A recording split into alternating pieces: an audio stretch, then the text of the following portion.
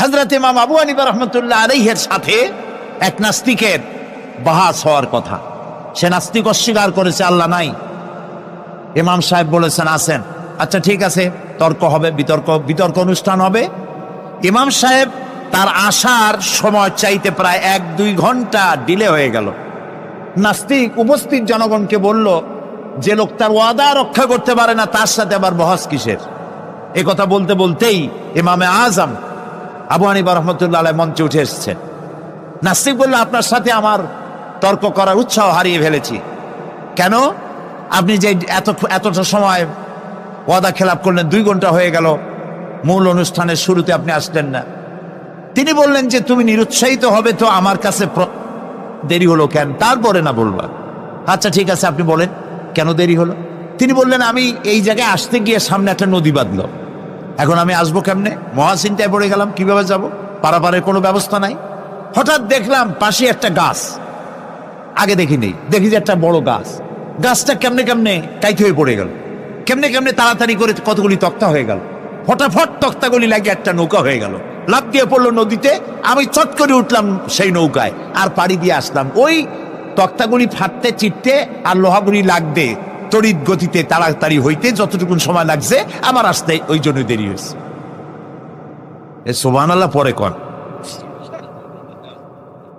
এখন নাস্তিক কয় যে আপনার সাথে আমি তর্ক মোটেই করবো না। কেন? কয় যে আপনার মাথার স্ক্রু ঠিক আছে কিনা। কয় কি জন্য?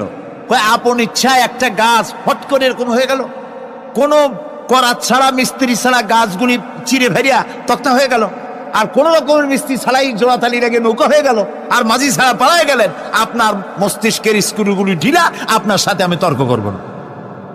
তিনি বললেন, নাস্তিক শোনো, বিনা মিস্ত্রিতে একটা গাছ চিরে ভেরে তক্তা হইতে পারে না। তোমার দলিল। বিনা মিস্ত্রিতে কতগুলি তক্তা একত্রিত একটা নৌকা হইতে পারে না, তাহলে বিশাল আকাশ বিনা মিস্ত্রিতে কেমনে তৈরি হইল? তোমার এই পা থেকে শুরু করে মাথা পর্যন্ত এই সুন্দর দেহ কেউ সৃষ্টি করে নাই, এমনি এমনি কলা গাছের মধ্যে হইছো তুমি। নাস্তিকের চোখ খুলে গেল। বলেন কি? আমি তো এইভাবে চিন্তা করি রে, আমি মুসলমান হয়ে গেলাম। লা ইলাহা ইল্লাল্লাহু মুহাম্মাদুর রাসূলুল্লাহ। সম্রাট শাহজাহানের সময় এক ফকির ভিক্ষা করে বেড়াতো, 70-80 বছর বয়স হয়ে গিয়েছে। এক লোক বলছে, সারা জীবন তো তোমার ছোটবেলা থেকে ভিক্ষা করতে দেখলাম। সে বলল, মানুষে দেয় তো 2 পয়সা 1 পয়সা, ভিক্ষা ছাড়া করবোটা কি? লোকটি বলল, তোমার একটা পরামর্শ দেই, একদিন সম্রাটের কাছে গিয়ে যে দেখো, একবারে যা দেবে খাইয়া কুলাইতে পারবে না।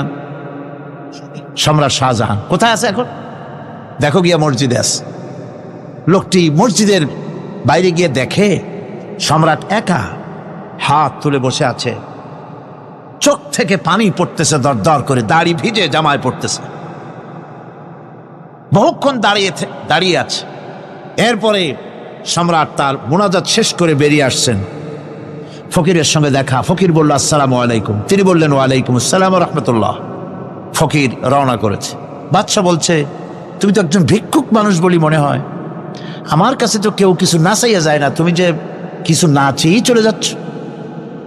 ভিক্ষুক বলছে, জাহাপানা, সত্যি কিছু চাইতে এসেছিলাম আপনার কাছে, কিন্তু আপনার অবস্থা দেখে আমার জ্ঞানের চোখ খুলে গেছে। আমি দেখতে পেলাম আমি যে সম্রাটের কাছে ভিক্ষা চাইতে আসলাম, আমি তো শুধু তাকায় আছি, আমি তো কান্দি না, বরং আমি যার কাছে চাইতে এসেছি তিনি আমার চাইতে আরো নগণ্য ভিক্ষুকের মতো হয়ে কার কাছে যেন হাত পেতে চোখের পানি ফেলে কান্দে। মনে মনে ভাবলাম, সম্রাট কান্দে যে সম্রাটের কাছে, ওই আল্লাহ ছাড়া জীবনে কারো কাছে কিছু চাইব না।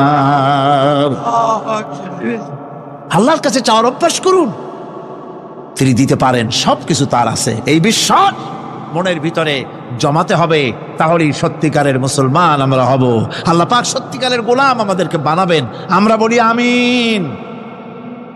দ্বিতীয় পরীক্ষা ছিল বিবি এবং নবজাতক সন্তানকে নিয়ে। আল্লাহ হুকুম করলেন, এই বিবি আর বাচ্চারে নিয়ে মরুভূমিতে রেখে আসো। মরুভূমিতে যেখানে ঘর নাই বাড়ি নাই, সেই জায়গায় বিবি এবং বাচ্চাকে রেখে যাওয়ার সময় তিনি বললেন, রব্বানা ইন্নী আসকানতু মিন যুররিয়্যাতি বিওয়াদিন গায়রি যী যারইন ইনদা বাইতিকাল মুহাররাম। হায় আল্লাহ রাব্বুল আলামিন, আমি পানি এবং তরুলতাবিহীন এক মরুভূমির ভিতরে আমার বংশের একটি অংশকে এখানে রেখে গেলাম। তোমার ঘরের কাছে পুনর্বাসিত আমি তাদের কাছে, এই ঘরের কাছে, সম্মানিত ঘরের কাছে রেখে গেলাম। পরীক্ষায় তিনি পাশ করলেন। হযরতে হাজেরা প্রশ্ন করলেন, ইব্রাহিম, পানি নাই, খাবার নাই, মানুষ নাই, ঘর নাই, বাড়ি নাই, মরুভূমির ভিতরে আমাকে আমার বাচ্চারে ফেলে রেখে যাচ্ছ কেন? কোনো জবাব নাই। 2 বার 3 বার প্রশ্ন করলেন। এরপরে তিনি আবার প্রশ্ন করলেন, বললেন, ইব্রাহিম, এটা কি আল্লাহর হুকুম নাকি? হযরত ইব্রাহিম আলাইহিস সালাম নিজের কলিজার টুকরা সন্তান আর বিবিকে রেখে যেতেছেন ভারাক্রান্ত মন নিয়ে। তিনি আকাশের দিকে আঙ্গুল উঁচু করে দেখালেন। হযরত হাজেরা বুঝলেন ইনি তো আল্লাহর পয়গম্বর, আমার কোনো অপরাধে এভাবে ফেলে যাওয়ার কথা নয়। তিনি বুঝলেন এটা আল্লাহর হুকুম। হযরতে হাজেরা বললেন, ইব্রাহিম রে, নিশ্চিন্ত মনে বাড়ি ফিরে যাও, আমার মনে কোনো চিন্তা নাই, কোনো পেরেশানি আর এখন নাই। আল্লাহর হুকুমেই যদি আমাকে এই মরুভূমির ভিতরে ফেলে যেয়ে থাকো, তাহলে আমি ওই আল্লাহর প্রতি এতটা ভরসা রাখি যে এই মরুভূমির ভিতরে জল পানি শূন্য, খাদ্য শূন্য জায়গায় আমি আমার বাচ্চাকে আল্লাহ রব্বুল আলামিন না খাওয়াইয়া মারবেন না। দ্বিতীয় পরীক্ষায় পাশ করি। 3 নম্বরে পরীক্ষা হলো, সন্তান বড় হয়ে গেছে, বুদ্ধি হয়েছে, দৌড়াতে পারে। আল্লাহ রাব্বুল আলামিন হুকুম করলেন, ছেলেকে জবাহ করো। কত বড় আগুনের পরীক্ষা! কোরআন শরীফ বলছে, হযরত ইব্রাহিম আলাইহিস সালাম নিজের ছেলেকে ডেকে নিয়ে বললেন, ইয়া বুনাইয়া ইন্নী আরা ফিল মানামি আন্নী আযবাহুক ফানজুর মাযা তারা। হে আমার কলিজার টুকরা সন্তান, আমি স্বপ্নে দেখেছি যেন আমি তোমাকে জবাহ করতেছি, তোমার রায় কি, তোমার মত কি, আমারে শোনাও। ছেলে পয়গম্বর, ছেলে তার জবাবে বললেন, ইয়া আবাতি ফাআল মা তু'মার সাতাজিদুনি ইনশাআল্লাহু বিনাস সাবিরিন। হে আমার আব্বাজান, আপনি যে ব্যাপারে স্বপ্নের ভিতরে আদিষ্ট হয়েছেন আপনি তা কার্যকরী করুন। আমাকে এতটুকু অধৈর্যের মধ্যে পাবেন না, আমাকে ধৈর্যশীলদের মধ্যে পাবেন। আমারে আপনি আল্লাহর হুকুম পালন করেন। আল্লাহ পাক শোনাচ্ছেন, ফালাম্মা আসলামা ওয়া তাল্লাহু লিল জাবিন। পিতা পুত্র দুজনই রাজি হয়ে গেল। পিতা তার ছেলেকে কাঁধ করে গলার উপরে ছুরি ধরেছেন। আল্লাহ রাব্বুল আলামিন ইসমাইল জবাহ হোক, এটা আল্লাহ চান নাই, আল্লাহ চেয়েছেন পরীক্ষা করতে। পরীক্ষায় ইব্রাহিম পাশ হয়ে গেলেন। আল্লাহ পাক বলছেন, ওয়ানাদাইনাহু আইয়া ইব্রাহিম ক্বাদ সাদ্দাকতার রুইয়া ইন্না কাযালিকা নাজজিল মুহসিনিন। আমি ইব্রাহিমকে ডেকে বললাম, ইব্রাহিম, তুমি তোমার স্বপ্নকে বাস্তবে রূপ দিয়েছো, আর এভাবেই করি আমি মুহসিনিনদেরকে পুরস্কৃত করে থাকি। আল্লাহ পাক খুশি হলেন।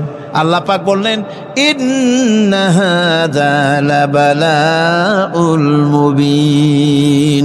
নিঃসন্দেহে এটি একটি বিরাট পরীক্ষা ছিল, ঠিক কিনা গণ? আল্লাহ নিজে বলছেন এটা একটি বিরাট পরীক্ষা, আজিম ইমতিহান। সে ইমতিহানে তিনি পাশ করলেন।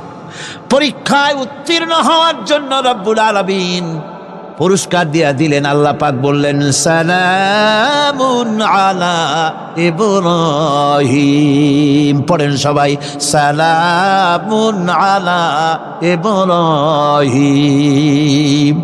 ইব্রাহিমের প্রতি আল্লাহ পাক বললেন, ইব্রাহিমের প্রতি সালাম রইল। সুবহানাল্লাহি ওয়া বিহামদিহি।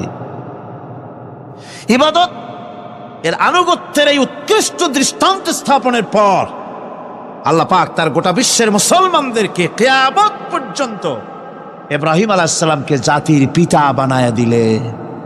সুবহানাল্লাহ কইতে ইচ্ছা করে না? এই রকমের পরীক্ষা কোন পিতারা দিতে পারছে নাকি?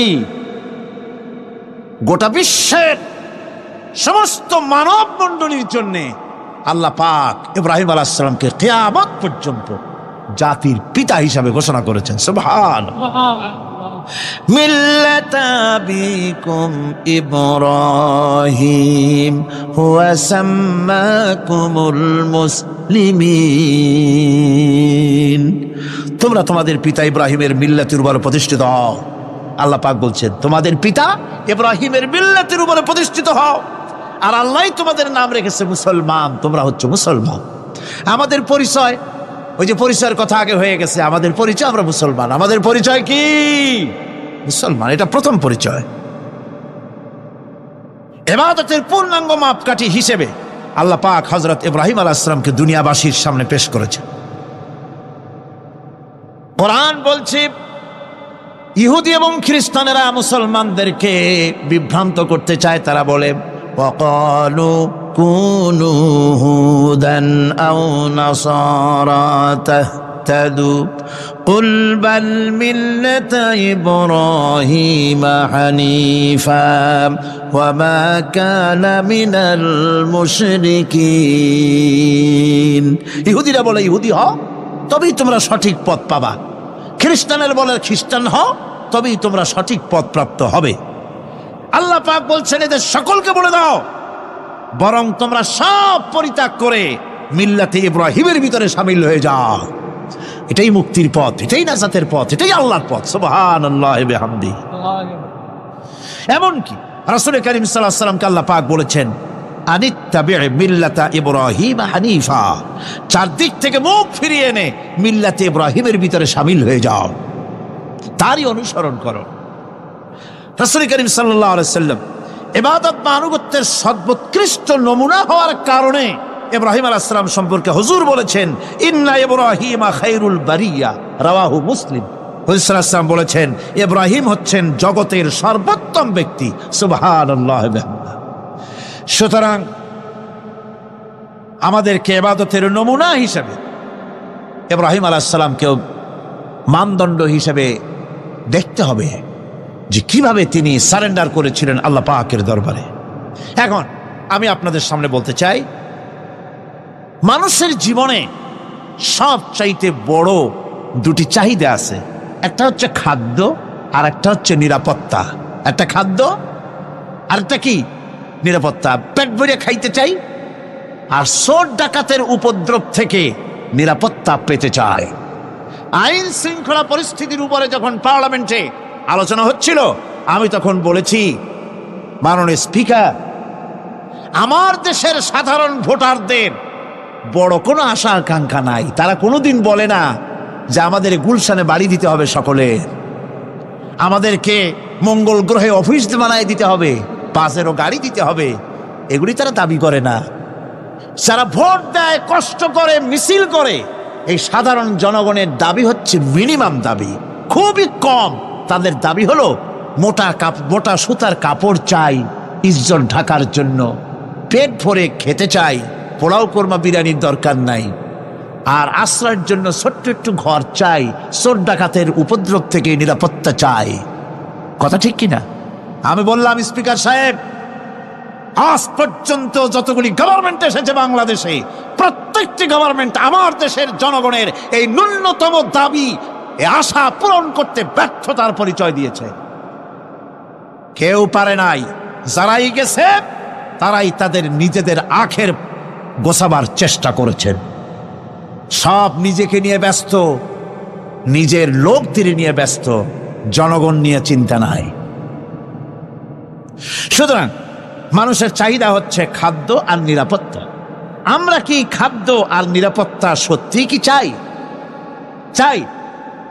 খাদ্য যদি চাই ক্ষুধার সময়, নিরাপত্তা যদি চাই ভীতির সময়, আল্লাহ রাব্বুল আলামিন বলেন কোন গভর্নমেন্ট দিতে পারবে না, দুনিয়ায় কেউ দিতে পারে নাই, পারবেও না। ক্ষুধার সময় যদি খাদ্য চাও, ভীতির সময় যদি নিরাপত্তা লাভ করতে চাও, তাহলে ফালইয়াবুদু রাব্ব হাযাল বাইত, এই ঘরের মালিকের ইবাদত কর। কোন ঘর? কাবা ঘর। বলেন কোন ঘর? কাবা ঘর। কাবা শরীফের মালিকের ইবাদত কর। তাহলে কি হবে? الذي أطعمهم من جوع وآمنهم من خوف এই ঘরের মালিকের ইবাদত যদি করো তাহলে ক্ষুধার সময়ে তিনি তোমাদেরকে খেতে দিবেন আর ভীতির সময় তিনি তোমাদের নিরাপত্তা দান করবেন। হে ওয়াদাকার, চিল্লায় বলেন ওয়াদাকার। আল্লাহ পাকের ওয়াদা বিশ্বাস হলো না, এমনই পোড়া কপালের মুসলমান। নির্বাচন যখন আসলো, সলিমউদ্দিন সাহেব আসতেন মঞ্চের উপরে, পরিচয় করানো হচ্ছে। এত আপনারা যার বক্তৃতা শোনার জন্য দ্বীপ্রহরের রৌদ্রে কষ্ট করতেছিলেন, এখন সেই সংগ্রামী জননায়ক বিপ্লবী সন্তান, তিনি এখন আপনাদের সামনে বক্তব্য রাখবেন। উনি দাঁড়ায় বললেন, ভাইয়ার আমার, বোনের আমার, আমি এবার বোতল মার্কা বাক্স নিয়ে দাঁড়াইছি, আমারে সকলে মিলে ভোট দেন। এবার যদি ক্ষমতায় যেতে পারি, না খাইয়া কেউ মরবেন না, কিন্তু কি খাইয়া মরবে তাও কয় না। মানুষেরা এই কথাগুলি বিশ্বাস করলার সমানে ভোট দিল। হায় রে কপাল! আল্লাহ বললেন, আমার ইবাদত কর, আমার গোলামি কর জীবনের সব জায়গায়, তাহলে ক্ষুধার সময় খাইতে পারবি আর ভীতির সময় নিরাপত্তা পাবি। আল্লাহর কথাটা বিশ্বাস হইল না। এই নামাজ পড়ার মুসলমানের দাম আছে, কোন দাম আছে? এ রোজাকার দাম আছে, এ মুসলমান দাবি করার দাম আছে।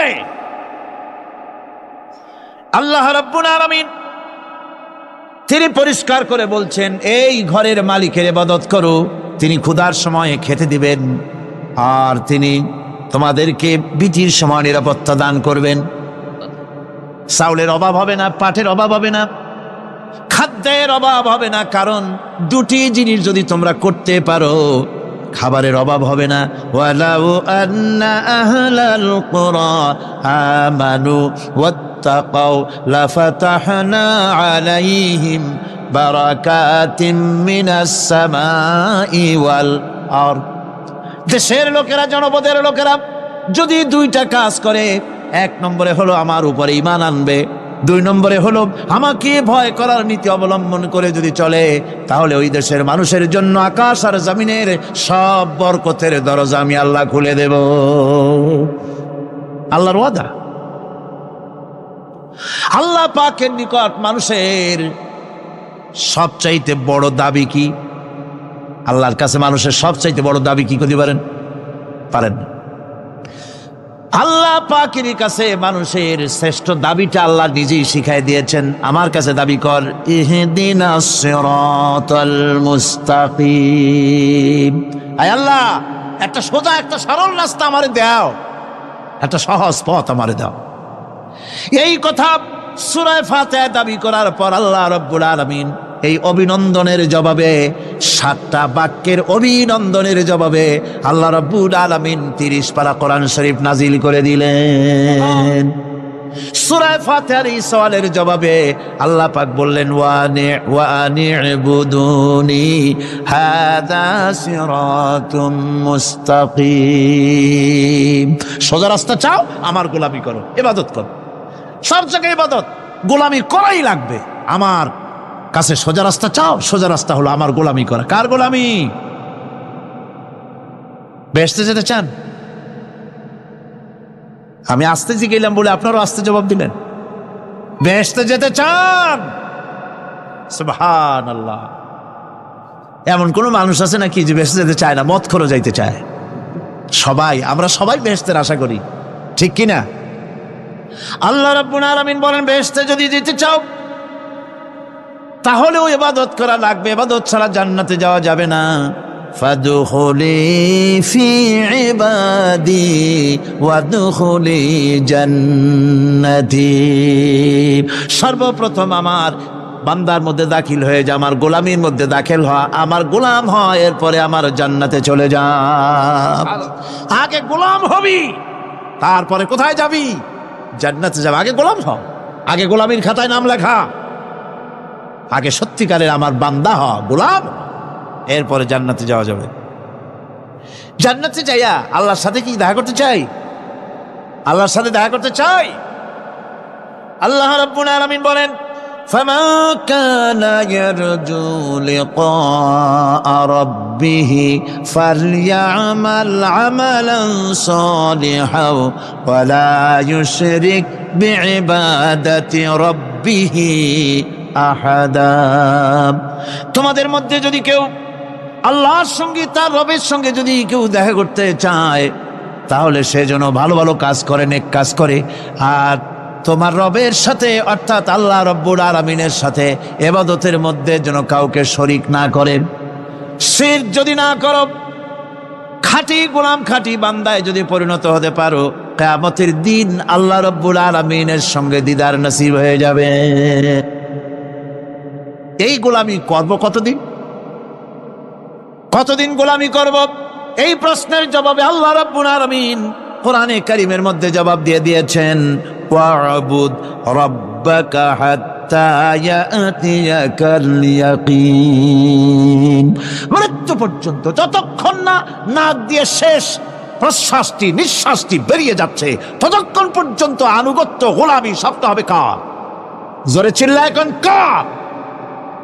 এই গোলামি জীবনের সব ক্ষেত্রে করতে পারলে আমরা মুসলমান, আর করতে না পারলে মুসলমান নামে মুনাফিক। না পারলে কি? মুনাফিক। বন্ধুগণ, ইয়াকা নাবুদু পর্যন্ত বলে ওয়া ইয়াকা নাস্তাইনের কথাটা শোনাচ্ছি। সূরা ফাতিহার ভিতরে আমরা পড়ি, পড়েন আমার সাথে, ইয়াকা নাবুদু ওয়া ইয়াকা নাস্তাইন। আয় আল্লাহ, একমাত্র তোমার গোলামি করি আর একমাত্র তোমার কাছে সাহায্য চাই। তুমি ছাড়া কারো কাছে সাহায্য? এটা কি ঠিক? এটা কি আমাদের মনের কথা, ইমানের কথা? আল্লাহ করুন, আল্লাহ করুন, বলি আমিন। হাদিস শরীফে বলা হয়েছে, ইজা সাআলতা ফাসআলিল্লাহ ওয়া ইজা ইসতাআনতা ফাসতাইন বিল্লাহ। কিছু চাইতে হলে আল্লাহর কাছে চাও, কিছু বলতে হলে, ভিক্ষা করতে হলে আল্লাহর কাছেই ভিক্ষা করো। কার কাছে ভিক্ষা করবেন? আল্লাহর কাছে বলুন। আমার বন্ধুগণ, আমি আমার ঈমান থেকে কথা বলি, আমি আমার ঈমান থেকে কথা বলি। কোরআন এবং হাদিস পড়ে যতটুকু আল্লাহ বোঝার তৌফিক দিয়েছেন সেই কথাগুলি পেশ করার জন্য চেষ্টা করি। বন্ধুগণ, এদিক ওদিক কোনো দিকে না ঘুরে মসজিদে যান, মসজিদে গিয়ে নামাজ পড়েন, আর আল্লাহর কাছে হাত পেতে আল্লাহরে বলেন। সেজদা গিয়া যখন রব্বুল আলামিনের দরবারে কিছু চাইবেন, হুজুরের কাছে জিজ্ঞেস করা হয়েছে, হুজুর, বান্দা কখন আল্লাহর নিকটবর্তী হয়ে যায়? আল্লাহর নবী বলেছেন, বান্দা যখন সেজদা দেয় তখন বান্দা একেবারে আল্লাহ পাকের কাছে চলে যায়। আল্লাহর কাছে চান, যা দরকার, ছেলে নাই, মেয়ে নাই, বউ নাই, অথবা চাকরি নাই, প্রমোশন চাই, ব্যবসায় উন্নতি চাই, যা দরকার কাকে বলবেন? মনটাকে পরিষ্কার করুন, আজকে মনটাকে সাফ করুন, সমস্ত দুর্বলতা থেকে মনকে উঠায় আনো, বিশ্বাস করুন, যা চাওয়ার, যা বলার সবটা আল্লাহর কাছে। কার কাছে? আমি তার গোলাম। আমি কার গোলাম? আল্লাহ ছাড়া কারো কাছে আমার অভিযোগ তুলবো না, সবটা বলবো আল্লাহর কাছে। বলে দেখেন, বলে দেখেন আল্লাহ পাক কিভাবে আপনাকে সাহায্য করেন। সুবহানাল্লাহ। ভাইরা আমার, আল্লাহ রাব্বুল আলামিন রাসূল করিম সাল্লাল্লাহু আলাইহি ওয়াসাল্লামকে বলেছেন, ফাইদা ফারাগতা ফানসাব ওয়া ইলা রাব্বিকা ফারগাব। যখন তুমি খালি হাত হয়ে যাবে, দাঁড়িয়ে যাবে এবং তোমার রবের কাছে মিনতি জানাবে, কিছু যখন থাকবে না, তোমার রবের কাছে দাঁড়ায় যাও আর তার কাছে মিনতি জানাও, তোমাকে আল্লাহ ভরপুর করে দিবেন। ভান্ডের কোনো অভাব নাই। আমাদের ভান্ড হচ্ছে যত দেব তত কমবে, আর আল্লাহর ভান্ড যত দেয় তত সমান সমান থাকে, মোটেই কমে না, মোটেই কমে না। সুতরাং দয়াল বাবা, বাবাজান, কেবলাজান বাবা কি যে কবে আর কি করবে দিশা করতে পারে না। গান বাজনা, তারপরে গোসল শরীফ, কি জানি হাবিজাবি শরীফ, কোনো শেষ নাই, বেদাত দিয়ে ভরে গেছে। এগুলি বিশ্বাস করবেন না, বেদাত খারাফা, এর সাথে মুসলমানের কোনো সম্পর্ক নাই। গান বাজনার সাথে মুসলমানের কোনো সম্পর্ক। হাতে কতগুলো ঢোল নিয়ে তারপরে মাজারের কাছে গিয়ে ঢোল বাজায়, কবরের কাছে, মাথায় কতগুলো চুল, দাঁতে ময়লা, মোষগুলা ঠোঁট দুইটা ঢাইকিয়া দাড়ির কাছে এসে পড়ছে। হায় হায় রে, এই রকমের মোষ আমি মাঝে মধ্যে চিন্তা করি যে দই খায় কেমনে এরা, গাঁজা মদ খাইয়া এগুলো মাজার মধ্যে গিয়ে পড়ে থাকে, আর কি জানি আছে ওইটারে ঘষে আর বলে মদিনা যাব কেমনে, মদিনা যাব কেমন। তুই মদিনা যাবি কেমনে? মদ খেয়ে গাঁজা খেয়ে তুই যাবি মদিনা? একটা কথা হইল? তোর নাপাক কদম আল্লাহ পাকের আরদে মুকাদ্দাসে উঠতে পারে না। বদকার, জিনাকার, শারাবি, কাবাবি, আল্লাহ পাকের নাফরমান, কতগুলা শালু কাপড় গায়ে দিয়া মাথায় কতগুলা চুল রাখিয়া তারপরে গ্রামের নামে শরীফ। আশ্চর্য কথা, এই গ্রামের নাম শরীফ, ওই গ্রামের নামের মাথায় গিয়া শরীফ। শরীফ তো মক্কা শরীফ, মদিনা শরীফ, কোরআন শরীফ, হাদিস শরীফ, আর শরীফের দরকার নাই। শরীফের জাত মারছে গ্রামে গ্রামে শরীফ লাগাইয়া, কর্ণফুলী শরীফ, চন্দ্রকোনা শরীফ। আশ্চর্য কথা, শরীফ শব্দের একটা ইজ্জত থাকা উচিত, ঠিক কিনা কন? গাছপালা তরুলতা সব তাসবিহ পড়ছে, জিকির করছে কার? আল্লাহ পাক। এই জন্য রাসূল কারীম সাল্লাল্লাহু আলাইহি ওয়াসাল্লাম বলেছেন গাছের পাতাটিও ছিঁড়ো না, প্রয়োজন হলে গাছটা কেটে ফেলো, কিন্তু বিনা প্রয়োজনে গাছের পাতাও ছিঁড়ো না, কারণ গাছের পাতা আল্লাহ পাকের জিকির করছে। কার জিকির করে? গাছপালা তরুলতা কীট পতঙ্গ সব আল্লাহ পাকের তাসবিহ করছে, জিকির করছে।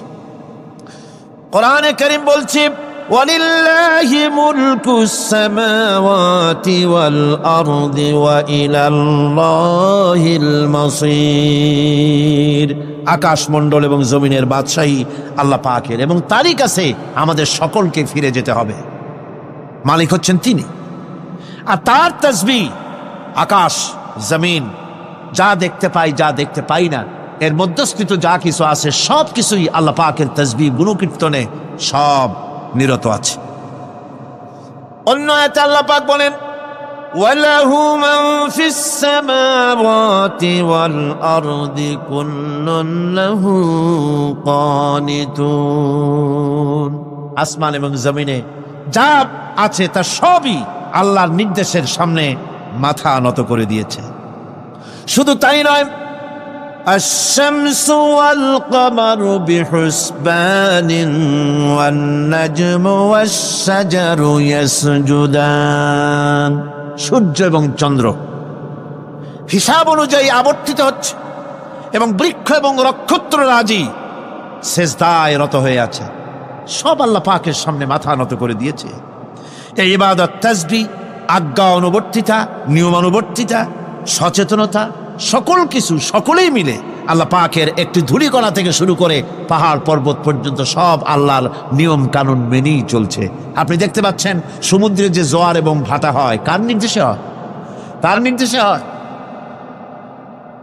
আরো লক্ষ্য করুন, সমুদ্রের পানি লবণাক্ত, এই নোনা পানি, সমুদ্রের নোনা পানিগুলি পদ্মা, মেঘনা, যমুনা, ব্রহ্মপুত্র, শীতলক্ষা, সুরমা, এসব মিষ্টি পানির ভিতরে জ্বরের টানে লবণাক্ত পানিগুলি ঢুকে যায়।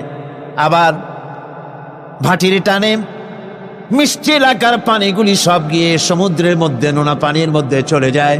মাঝখানে কোনো পার্টিশন নাই, মাঝখানে কোনো হেজাব নাই, কোনো বেড়া নাই, বাদ নাই। অথচ নোনা পানি মিষ্টি পানির ভিতরে গিয়ে মিষ্টি পানিরে নোনা বানায় না, নোনা পানি মিষ্টি এলাকায় গিয়ে মিষ্টি পানিরে নোনা বানাইতে পারে না। এই যে আল্লাহ পাকের হুকুম মেনে সব চলতেছে, জোয়ার ভাটাগুলি হতেছে, রাত আর দিন চলতেছে। রাত 12টার সময় সূর্য এসে বলে না রাত সর, আমি এখন দিন বানায় ভালাবো। বেলা 12টার সময় রাতের আগমন ঘটতে পারে না। লাশ-শামসু ইয়ামবাগি লাহা আন তুদরিকাল কমারা ওয়ালাল লাইলু সাবিকুন নাহার ওয়া কুল্লুন ফি ফালাকি ইয়াসবাহুন। সূর্য চাঁদকে অতিক্রম করতে পারে না, চাঁদ সূর্যকে অতিক্রম করতে পারে না, কারো সঙ্গে কারো বাধা হয় না, টক্কর লাগে না। সব আল্লাহ পাকের হুকুম মেনে ইলা আজালিম মুসাম্মা, নির্ধারিত সময় পর্যন্ত সবাই যাতায়াত করবে।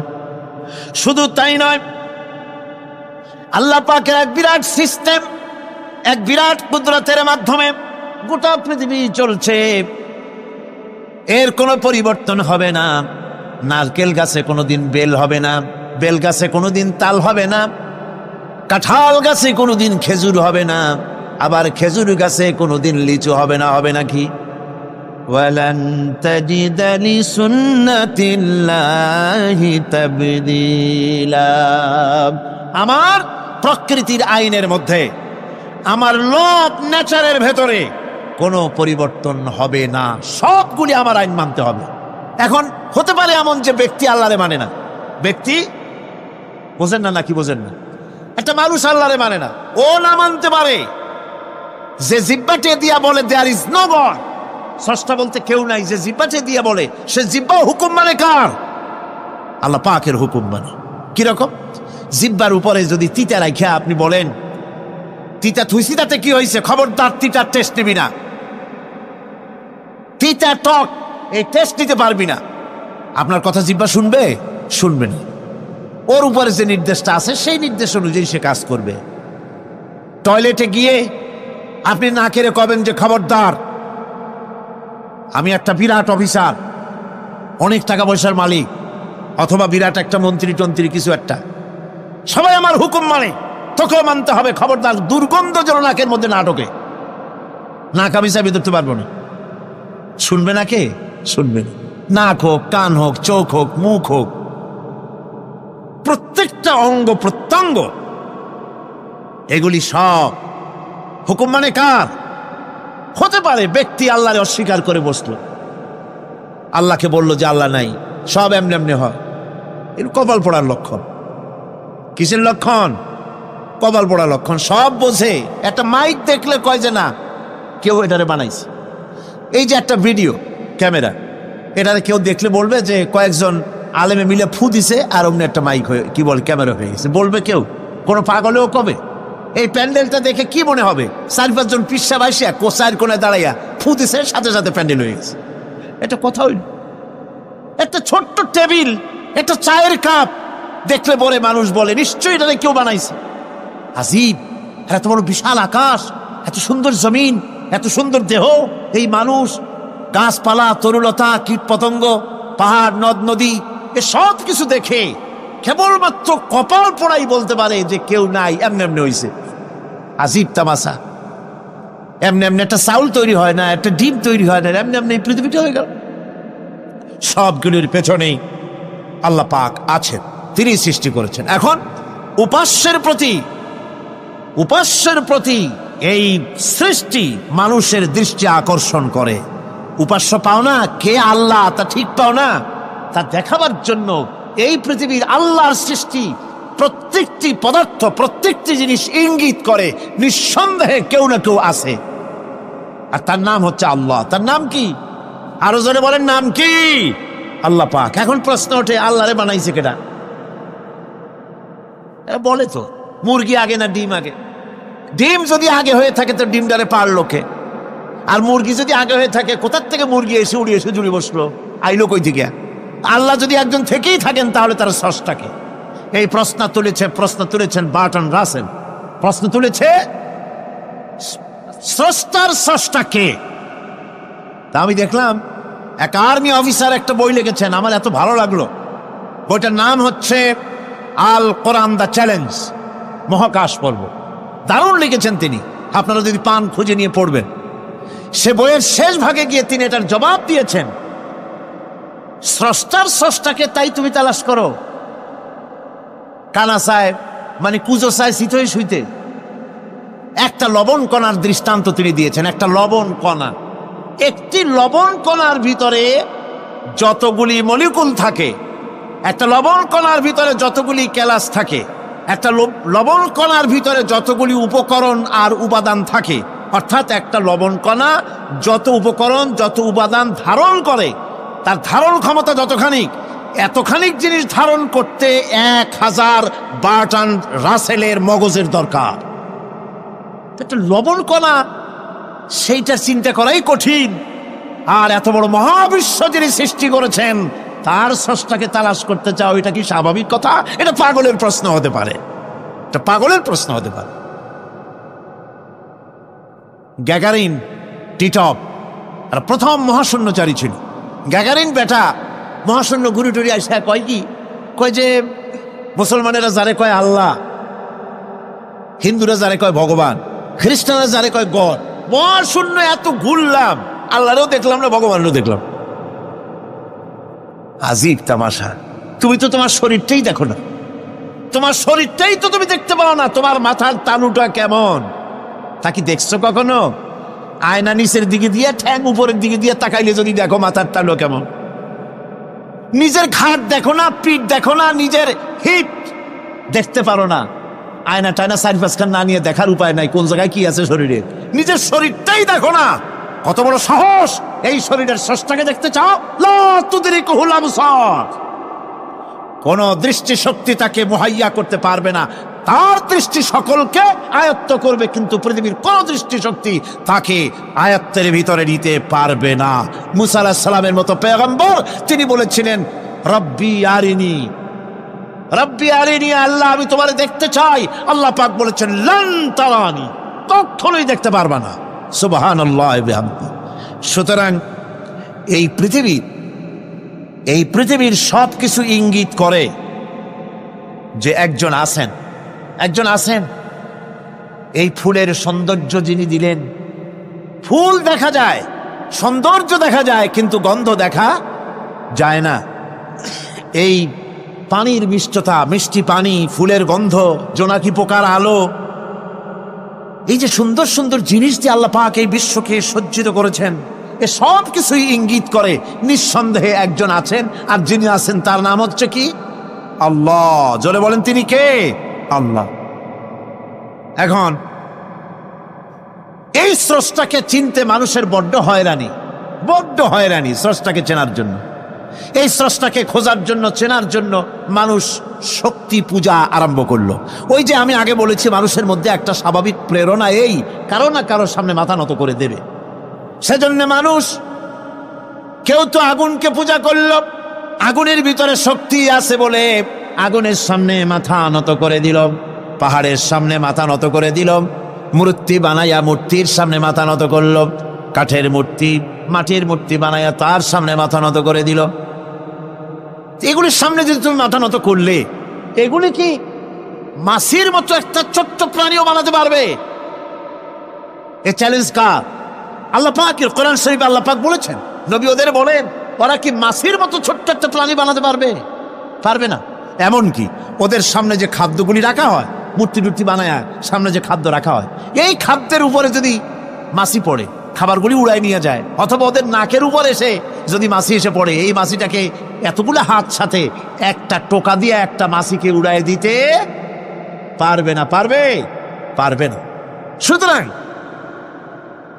বুঝতে হবে, একথা বুঝতে হবে, স্রষ্টাকে তালাশ করতে গিয়ে মানুষেরা আগুনের পূজা করলো, পাথরের পূজা করলো, গাছের পূজা করলো, মাছের পূজা করলো, সাপের পূজা করলো, বাঘের পূজা করলো, শেষ পর্যন্ত সেক্সুয়াল অর্গান, এটার বাংলা করলাম না, এটারও পূজা করলো। এটাকে একটা শক্তির প্রতীক মনে করে এটার সামনেও মাথা নত করলো। বন্ধুগণ, মাটির পূজা করলো, জমিনকে নিজের মা মনে করে এটার পূজা করলো। অথচ আল্লাহ পাক পরিষ্কার করে বলে দিয়েছেন, লা ইলাহা ইল্লা আনা ফা'বুদুন, আমি ছাড়া কোনো ইলাহ নাই, আল্লাহ ছাড়া কোনো ইলাহ নাই। কোরআনে কারীম বলছে, ইন্নাল্লাযীনা তাদউনা মিন দুনিল্লাহি ইবাদুন আমসালুকুম। আল্লাহ পাক বলেন, আমাকে বাদ দিয়ে তোমরা যার সামনে মাথা নত করো, যার সামনে পূজা করো, অর্চনা করো, বন্দিগি করো, ওটা তোমার মতো আমার আরেকটি গোলাম। তুমি যেমন আমার গোলাম, ওটাও আমারই গোলাম। একটু জোরে সোরে জিকির করেন, লা ইলাহা ইল্লাল্লাহ, লা ইলাহা ইল্লাল্লাহ, লা ইলাহা ইল্লাল্লাহ, লা ইলাহা ইল্লাল্লাহ, লা ইলাহা ইল্লাল্লাহ, লা ইলাহা ইল্লাল্লাহ। লা ইলাহা ইল্লাল্লাহু মুহাম্মাদুর রাসূলুল্লাহ। সুতরাং বোঝা যাচ্ছে আল্লাহ হচ্ছেন এক এবং একক। এই আল্লাহ সুবহানাহু ওয়া তাআলা তিনি বলছেন আমাকে বাদ দিয়ে যার সামনে মাথা নত করো ওরা আমার গোলাম। সূর্য কার গোলাম? চন্দ্র কার গোলাম? সাপ বলেন, বাঘ বলেন, আগুন বলেন, সব কার গোলাম? এগুলি সব কার কথা শোনে? আগুন যতই পূজা করেন, আগুনের মধ্যে আপনি পড়লে আগুন কি ছাড়বে? ছাড়বে না। তবে হ্যাঁ, আগুনের মালিক যদি বলে তাহলে ছাড়িয়ে দিবে, ঠিক কিনা? ইব্রাহিম আলাইহিস সালামকে আগুনের ভিতরে যখন ফেলে দেওয়া হচ্ছে, ফেরেশতা বলতেছিল আমার কাছে সাহায্য চাও, আগুন থেকে বাঁচায় দেই।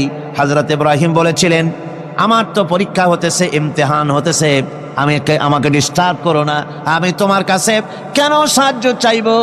আমি আগুনে পুড়লে পরে আমার মাবুদ, আমার খোদা, আমার আল্লাহ তিনি যদি খুশি হন, তাহলে আমার এমন আল্লাহকে খুশি করার জন্য 1000 বার পড়তে রাজি আছি। তোমার কাছে কেন সাহায্য চাইবো? আমি তো অন্ধ, আল্লাহর ইবাদত করি না, যিনি আমার দুঃখ দুর্দশা নিজের চোখে না দেখেন। আগুনের মধ্যে পড়ে গেলেন। আল্লাহ পাক আগুনকে অর্ডার করে দিলেন, ইয়া নারু কুনি বারদাও ওয়া সালামান আলা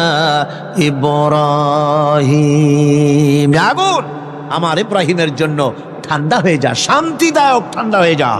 তাহলে দেখা গেল আগুনের মালিক হচ্ছেন আল্লাহ পাক। আল্লাহ পাক আজও যদি কোনো পূজা করা রাখবেন আগুনের পূজা করা তো হারাম। আগুন হচ্ছে আল্লাহর গোলাম, আল্লাহর সৃষ্টি, এটা হচ্ছে মাখলুক, আল্লাহ হচ্ছেন খালিক। বিশ্বকবি, কবি সম্রাট আল্লামা ডক্টর ইকবাল কি সুন্দর করে বলেছেন, আজ ভি হো জো ইব্রাহিম কা ইমা পয়দা, আজ ভি হো जो इब्राहिम का ईमान पैदा आ कर सकती है एक अंदाज गुलिस्तान पैदा। ইব্রাহিমের ঈমান যদি আজও কোথাও হয় বিদ্যমান, করতে পারেন অগ্নিকুণ্ডে খুবসুরত এক গুলিস্তান। এখনো যদি ইব্রাহিমের ঈমান যদি কারো মধ্যে জাগ্রত হয় আর তাকে যদি আগুনে ভালানো হয়, সে আল্লাহ আজও আছেন না? নাই? আছে কিনা? আল্লাহু লা ইলাহা ইল্লা হুয়াল হাইয়ুল কাইয়ুম। পড়েন সবাই, আল্লাহু লা ইলাহা ইল্লা হুয়াল হাইয়ুল কাইয়ুম। তিনি সদা জাগ্রত, তিনি চিরঞ্জীব। সুতরাং মহান শক্তিধর আল্লাহ পাক, তার হচ্ছে সব গোলাম। তুমি গোলাম হইয়া আর এক গোলামের কাছে হাত পাতো, সে তোমারে কিচ্ছু দিতে পারবে না। আমি দৃষ্টান্ত দিতে গিয়ে বলি, একজন ভিক্ষুক সে যদি আর একজন ভিক্ষুকের কাছে গিয়ে বলে, ভাই আমারে 10টা টাকা দাও, সে 10 টাকা পাবে কই? সারাদিন খয়রাত করিয়া পাইছে মোটে 5 টাকা, তোমারে তো 10 টাকা দিতে পারবে না। ও ভিক্ষুক, তুমিও ভিক্ষুক। সুতরাং গোটা বিশ্ববাসী হচ্ছে আল্লাহ পাকের কাছে ভিক্ষুক। সবগুলি কি ভিক্ষুক? প্রধানমন্ত্রী হোক, প্রেসিডেন্ট হোক, প্রধান সেনাপতি হোক, আল্লাহ পাকের দরবারে এগুলি কিচ্ছুই না, গোলাম। এগুলি সব কি? গোলাম আর গোলাম। সুতরাং মাথা নত করা যাবে না কারো সামনে। এই প্রকৃতি, এই নেচার শেখাচ্ছে একজন আছেন, সেটাকে বুঝতে হবে। বোঝার জন্য আল্লাহ কি দিয়েছেন? কি বোঝার জন্য আল্লাহ পাক মানুষকে ব্রেন দিয়েছেন, বিবেক দিয়েছেন। শোনার জন্য কান দিয়েছে, দেখার জন্য চোখ দিয়েছে। আল্লাহ পাক বলছেন, লাহুম কুলুবুন লা ইয়াফকাহুনা বিহা ওয়া লাহুম আয়ুনুন লা ইউবসিরুনা বিহা ওয়া লাহুম আযানুন লা ইয়াসমাউনা বিহা উলাইকা কাল আনআম বাল হুম আযাল উলাইকা হুমুল গাফিলুন। আমি যাদেরকে কান দিয়েছিলাম, কলব দিয়েছিলাম, বিবেক দিয়েছিলাম, বিবেক দিয়ে সব বুঝলো, কিন্তু আমারে বুঝলো না। বিবেক দিয়া সব বুঝলো, বিবেক দিয়া সমস্ত জিনিস, নিজের স্বার্থের জিনিসগুলি বুঝলো, কিন্তু আল্লাহকে বুঝলো না। কান দিয়েছিলাম শোনার জন্য, গান শুনলো, বাজে কথা শুনলো, সব শুনলো, কিন্তু হকের দাওয়াত তার কানের মধ্যে ঢুকলো না। হক বুঝলো না, হক শুনলো না, হক দেখলো না, সত্যকে চিনতে পারলো না। আল্লাহ পাক বলেন উলাইকা কাল আনআম, এরা হলো চতুষ্পদ জানোয়ার, জানোয়ার পশু। আল্লাহ কয় না খালি পশু কইলে সারে না, বালহুম আদাল, একেবারে পশুর চাইতেও নিকৃষ্ট। কারণ কি? কারণ হলো পশু অবিশ্বাসী নয়, পশু অবিশ্বাসী নয়, পশু কাফের নয়, পশু মুশরিক নয়, পশু মুরতাদ নয়, পশু নাস্তিক নয়, ঠিক কিনা? সুতরাং পশুর চাইতেও খারাপ, পশুর চাইতেও খারাপ। পশু যেটা বোঝে তাও বোঝে না। পশু তো অন্তত মালিকের আনুগত্য করে, তার কথা শোনে, যার খায় তার কথা শোনে। কুত্তাটাও, কুকুরও যার খায় তার কথা শোনে, ঠিক কিনা গণ? অথচ যে আল্লাহ রাব্বুল আলামিন খেতে দিলেন, পড়তে দিলেন, সব কিছু দিলেন, তার ইবাদতটা বুঝতে চেষ্টা করলো না, তার ইবাদত বুঝতে চেষ্টা করলো না, তার গোলামি করতে জানলো না। সুতরাং এগুলি হচ্ছে উলাইকা কাল আনআম, এগুলি চতুষ্পদ জন্তু এবং জানোয়ারের মতো, বরং তার থেকেও নিকৃষ্ট। মানুষকে আল্লাহ পাক জ্ঞান দিয়েছিলেন, সেই জ্ঞান দিয়ে সে দূরবীন আবিষ্কার করলো, জ্ঞান দিয়ে দূরবীন আবিষ্কার করলো যাতে করে শকুনের চাইতেও তীক্ষ্ণ দৃষ্টি সম্পন্ন হয়। সে গাড়ি আবিষ্কার করলো যাতে করে চিতাবাঘের চাইতেও বেশি দৌড়াইতে পারে। সে সাবমেরিন আবিষ্কার করলো যাতে করে মাছের চাইতেও বেশি দ্রুতগামী হয়ে চলতে পারে পানির তলা দিয়া। এ সব কিছুই করলো, কিন্তু তার মনুষ্যত্বকে বাড়াইতে পারলো না, মনুষ্যত্বকে বাড়াতে পারলো না। এই মনুষ্যত্বই ছিল সবচেয়ে বড় জিনিস।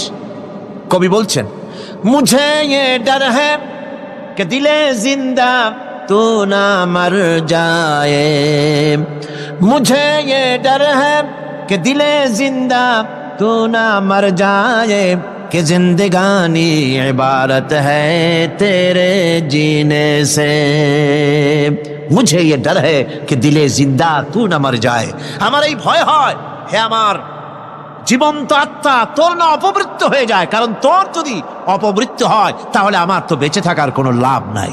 আমরা তো আমাদের আত্মা, জীবিত আত্মাকে মেরে ফেলছি, জীবিত আত্মাকে মেরে ফেলছি, আত্মাকে বিকশিত করছি না। আত্মাকে বিকশিত করতে হবে। এই আত্মা বিকশিত হবে কিভাবে? সব জিনিসের খাবার আল্লাহ পাক এই জমিনে তৈরি করেছেন, ঠিক কিনা কর? সকলের খাবার এই জমিনে। মানুষ যেহেতু তৈরি হয়েছে এই মাটি দিয়ে, সেই জন্য আল্লাহ রাব্বুল আলামিন মানুষের খাবার মাটি দিয়ে তৈরি করে দিয়েছেন। কলা দিয়েছেন, কচু দিয়েছেন, আলু দিয়েছেন, মূলা দিয়েছেন, তাল দিয়েছেন, বেল দিয়েছেন, মাছ দিয়েছেন, তরকারি দিয়েছেন, পনির দিয়েছেন, দুধ দিয়েছেন, গোশত দিয়েছেন। খাবারের কোনো অভাব রাখেন নাই, সব মাটি দিয়েছে। কিন্তু যেই রুহটা আমাদের ভিতরে, যে আত্মাটা আমাদের মধ্যে, যে আত্মা থাকলে পরে বাঁচি, আত্মা না থাকলে পরে মরে যাই, সেই রুহের খাবার আমরা কেউ দিতেছি না। রুহটা কি? আল্লাহ পাক বলছেন, নবী আপনাকে প্রশ্ন করা হয়, ওয়ায়াসআলুনাকা আনির রূহ কুলির রূহু মিন আমরি রাব্বি। নবী হে, প্রশ্ন করা হয় রূহ কি জিনিস?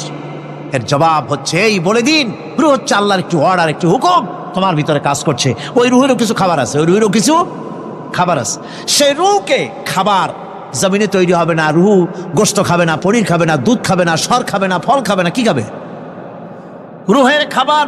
যেহেতু রুহ এই পৃথিবীতে তৈরি হয় নাই, রুহ এসেছে আলমে আরওয়াহ থেকে, সেজন্য রব্বুল আলামিন রুহের খাবার পাঠিয়েছেন লৌহ মাহফুজ থেকে। আল্লাহ পাক কোরআনে কারীমকে রুহের খোরাক করে পাঠিয়েছেন।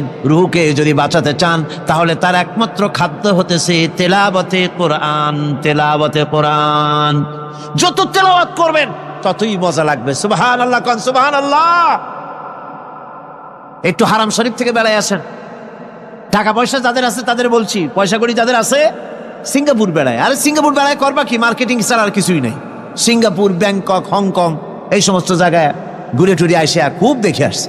টাকা নষ্ট করে লাভ নাই, বরং পয়সা কড়ি যদি আল্লাহ দিয়ে থাকেন হস্ত করবেনি। পয়সা কড়ি বেশি থাকলে রমজান মুবারকে ওমরা করে এসেন। রাসূল করিম সাল্লাল্লাহু আলাইহি ওয়াসাল্লাম বলেছেন, যে ব্যক্তি রমজান মুবারকে ওমরা করলো সেজন্য আমার সাথে হজ আদায় করলো। কেন বলছি? এই জন্য বললাম, আল্লাহ পাক আমাকে কয়েকবার নসিব করেছেন। সেখানে যখন রমজান মুবারকে যখন তেলাওয়াত হতে থাকে তারাবিহের ভেতরে, মনে হচ্ছে যেন আকাশ থেকে ওই নাজিল হতেছে।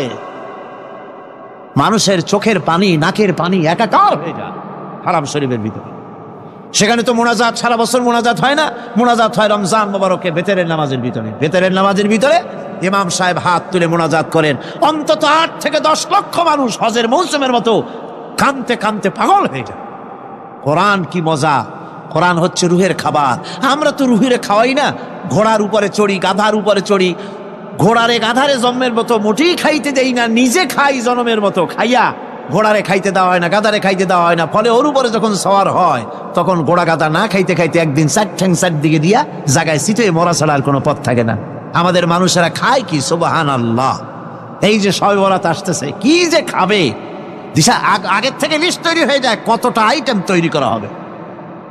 রমজান মাসে আল্লাহ একটু কম টম মান্দায় খাবে, একটা রমজান মাস আল্লাহ দিলেন। সেই রোজার মাসে যে সারাদিন খায় না, এটাকে উসুল করে ইফতারের সময় সে যে কত খাবার, চোখ সালা বড় হয়ে যাবে দেখলে। পেঁয়াজি, বেগুনি, হালিম, শরবত, তরমুজ, বেল, কলা, কচু, না কি খাইতে খাইতে মাগরিবের রক্ত শেষ। কয় ভাই নামাজটা কোন রকম পড়ে আসি, তারপরে খাবো নে। আবার গেল নামাজ পড়তে, আবার এসে খাইলো, খাইয়া তারপরে আবার ভাত খাইলো। কেমনি যে খায় আল্লাহ জানে, গলায় আঙ্গুল দিলে পাওয়া যায়। এরকম খাইয়া তারপরে তারাবি পড়তে দাঁড়ায় না। জনমের মতো খাইলে পরে তো অলস হবে শরীর। তারাবি পড়তে দাঁড়াইছে, লম্বা কেরাত হচ্ছে, উনি রুকুতে আছে, ইমাম সেজদায় চলে গেছে, ওনার খবর নেই। অথবা উনি সেজদায় পড়ে আছেন, ইমাম কোথায় উঠে গেছে তার খবর নেই। সুবহানাল্লাহ। সুতরাং নিজে খাইয়া পেটটারে দুম্বার মতো সাইজ বানাইয়া কোনো লাভ নাই। পেট বড় বানাবেন না, সিনা বড় বানান। সিনা বড় বানান, সিনার ভিতরে কোরআন ধারণ করেন, মজা পাবেন। এই আল্লাহ রাব্বুল আলামিন এত বড় নিয়ামত, এই কোরআন, এর থেকে বড় নিয়ামত পৃথিবীতে আর নাই। শ্রেষ্ঠ নিয়ামত, এর থেকে বড় নিয়ামত আছে ভাই? এই শ্রেষ্ঠ নিয়ামতকে পড়তে শিখুন, বুঝতে শিখুন, হেদায়েতের সবের মধ্যে আছে। সুতরাং আল্লাহ রাব্বুল আলামিন মনুষ্যত্বকে, আত্মাকে বিকাশ করার জন্য কোরআনে কারীম দিয়েছিলেন।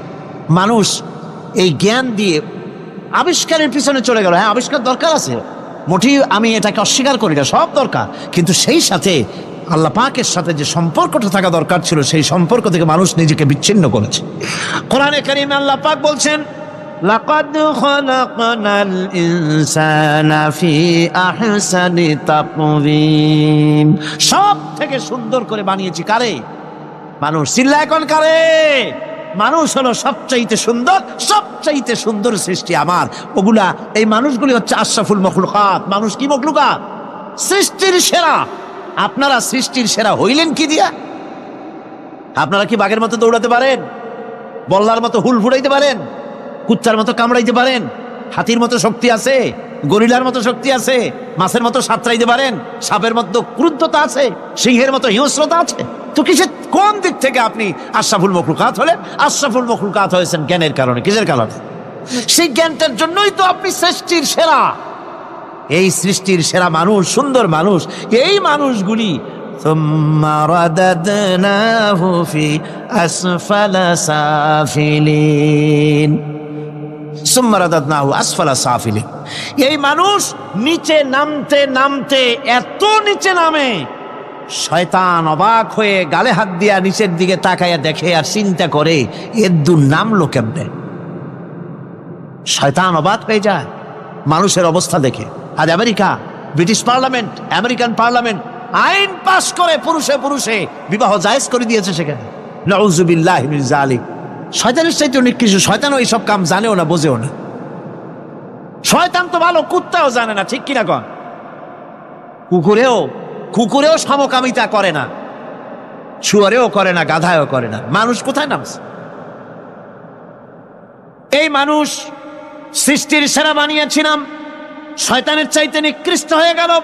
আল্লাহ পাক বলেন, ইল্লাল্লাযীনা আমানু ওয়া আমিলুস সালিহাতি ফালাহুম আজরুন গায়রু মামনুন। কিন্তু যারা ঈমান এনেছে, আমলে সালেহ করেছে, তাদের জন্য রয়েছে অফুরন্ত পুরস্কার।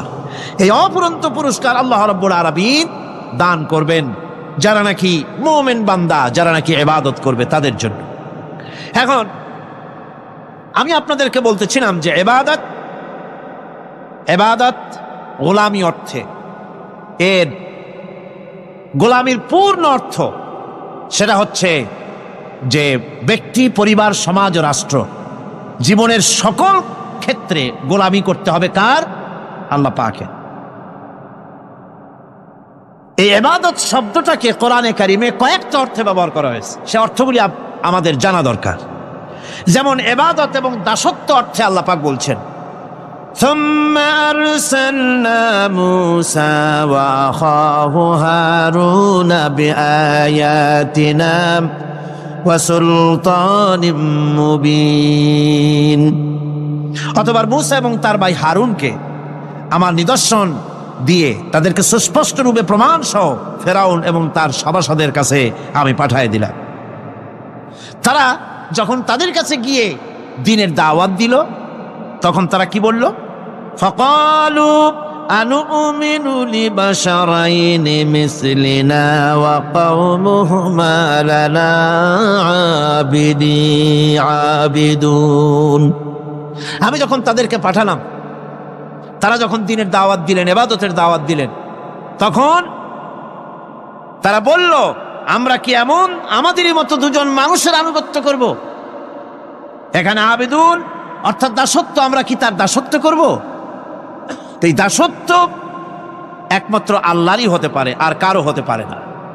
সেজন্য কোরআনে কারীম অন্যত্র বলছে, ইয়া আইয়ুহাল্লাযীনা আমানু কুলু মিন তাইয়্যিবাতি মা রাযাকনাকুম ওয়াশকুরু লিল্লাহি ইন কুনতুম ইয়্যাহু তা'বুদুন।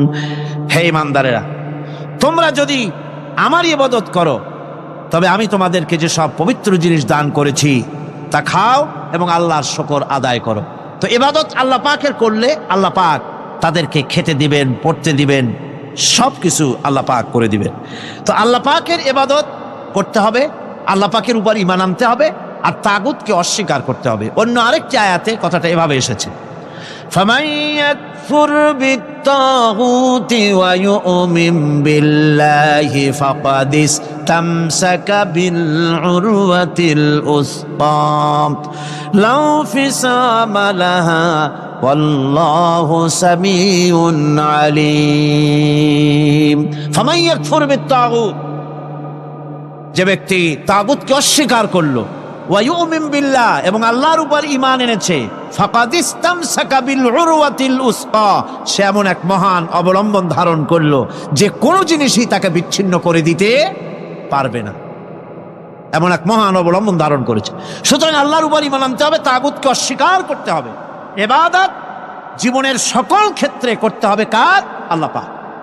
কোরআনে কারীম বলছে, এর আগে আমি প্রথমে শুনিয়েছি, সমস্ত নবীরা, আম্বিয়া আলাইহিস সালাম, তারা তার নিজের জাতিকে গোলামির জন্য দাওয়াত দিয়েছেন। আল্লাহ পাকের বলেছেন, আমার জাতি, একমাত্র নবী মুহাম্মদ রাসূলুল্লাহ সাল্লাল্লাহু আলাইহি ওয়াসাল্লাম আমার জাতি, তিনি বলেন নাই।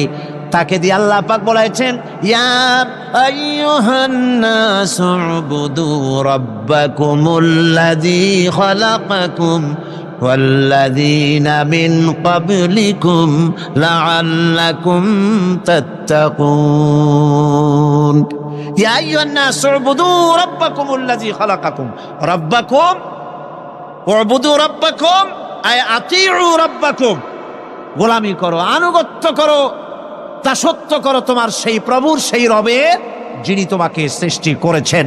তার আনুগত্য জীবনের সব ক্ষেত্রে করো। এক জায়গায় করলে হবে না, সব জায়গায় করলে হবে। আগামী রাত্রিটা হচ্ছে শবে বরাত, তাই না?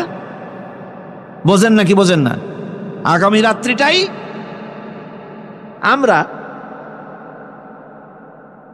আমরা হচ্ছে সেই ধরনের মানুষ, মিনিমাম লেবার ম্যাক্সিমাম প্রফিট। অল্প কাজ করে বেশি প্রফিট যদি করা যায়, আমরা সেই পক্ষে বেশি। শবে বরাত, শবে কদরে ইবাদত করিয়া জীবনের সব গুনাহ মাফ করাইতে চাই, আর করাইয়া মনে করলাম, বিশ্বাস করলাম যেটা এইভাবে হয়, কিন্তু পরের দিন থেকে আবার যেরকম ছিল মানুষ সেরকম হয়ে যায়। সারা রাত জাগলো শবে বরাতে, সারা রাত জাগলো, সকালবেলায় যে ব্যবসায়ী সারা রাত জাগলো, সকালবেলায় দোকানে দিয়ে ওজনে কম দেওয়ার অভ্যাসটার পরিবর্তন হইল না। যে কৃষক সারা রাত জাগলো, পরের দিন জমিনের আইল ঠেলার অভ্যেসটা পরিবর্তন হলো না। যে ব্যক্তি মিথ্যে কথা বলতো, চুরি করত, ডাকাতি করত, যে অফিসার সারা রাত জেগেছেন, পরের দিন অফিসে গিয়ে তার ঘুষ খাওয়ার বদভ্যাস থেকে তিনি নিজেকে বিরত রাখতে পারেননি। তাহলে এই শবে বরাত করে রাত জেগে ফায়দা কতটুকুন ফায়দা? হ্যাঁ, ফায়দা কিছু আছে, ফায়দা আছে। সেটা হলো পায়াস খাওয়া, সেটা হলো গোশত খাওয়া, রুটি খাওয়া, এই ফায়দা তো হবেই, এগুলি হয়। কিন্তু আপনার মূল ফায়দা হবে কি করে যদি আপনার অভ্যাসের পরিবর্তন না হয়? কথা বোঝেন কিনা? মূল অভ্যাসের তো পরিবর্তন করতে হবে। একজন মাঠে মাঠে ঘুরছে, আর এক পাগল এসে জিজ্ঞেস করছে, ঘুরছো কেন? ঘুরবো না, আগামীকাল কোরবানির দিন, গরু তালাশ করতেছি, গরু পাচ্ছি না, বাজারে টাজারে ঘুরলাম, আবার আর এক বাজারে যাচ্ছি। আরে বাজারে গরু কেন? মাঠে কত গরু আছে, একটা ধরে জবাই দিলেই তো হয়। লোকটি বলছে, দেখো পরের গরু জবাই দিলে তা তো গোনা হবে। কয় না, তুমি অঙ্ক বোঝো না। গরু জারি হোক, কোরবানির দিনে গরু জবাও যদি করো তাহলে সব তো একটা হবে। কোরবানি উপলক্ষে জবাও করছে, একটা সব পাবা না? তো কোরবানির জন্য একটা সব হবে, আর চুরির জন্য অবশ্যই একটা পাপ হবে।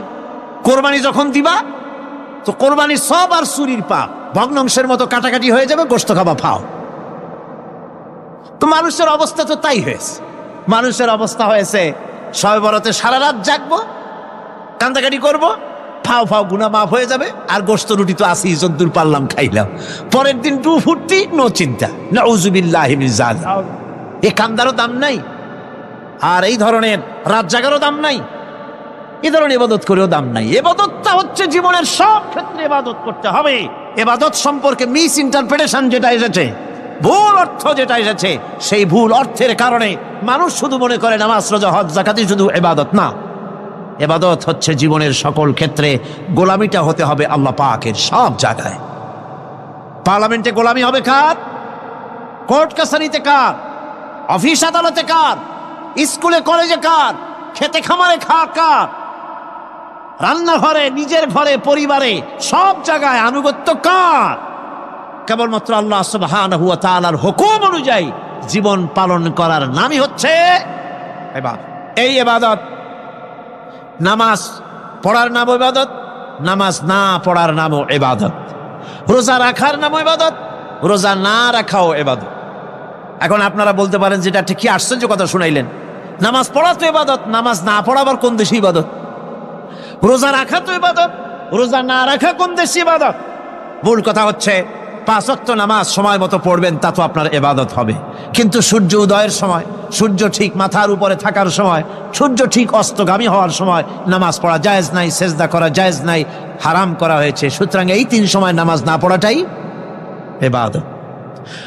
সারা বছর রোজা রাখবেন, ইবাদত হবে। কিন্তু 2 ঈদের 5 দিন রোজা রাখা হারাম করা হয়েছে, ওই 5 দিন রোজা না রাখাটাই, তার অর্থ হলো জীবনের সমস্ত কাজটাই হলো ইবাদত হবে, যদি মুসলমান আল্লাহর হুকুম মাফিক তার জীবনকে পরিচালনা করে।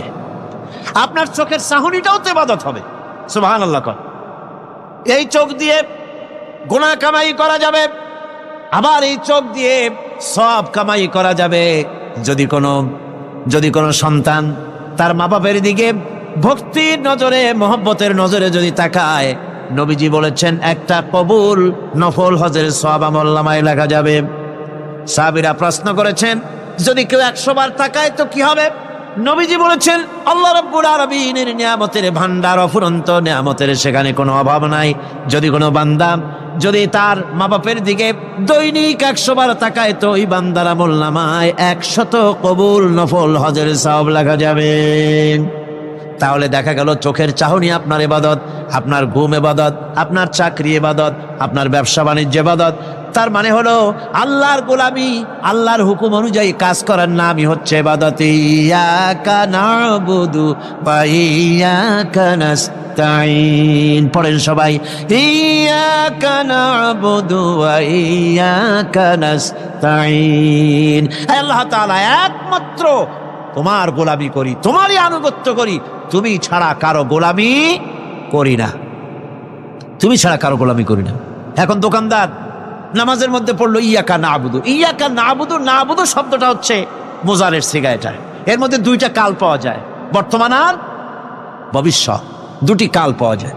নাবুদু, নাবুদু এই শব্দ দিয়ে বোঝানো হচ্ছে কি, আয় আল্লাহ পাক এই নামাজের ভিতরে যেমন তোমার হুকুম পালন করে নামাজ আদায় করছি, যেমন নামাজের ভিতরে কিছু খাওয়া যায় না, বাইরে খাওয়া জায়েজ ছিল, নামাজ পড়ছি বলে খানাটা আমার জন্য হারাম হয়ে গেছে।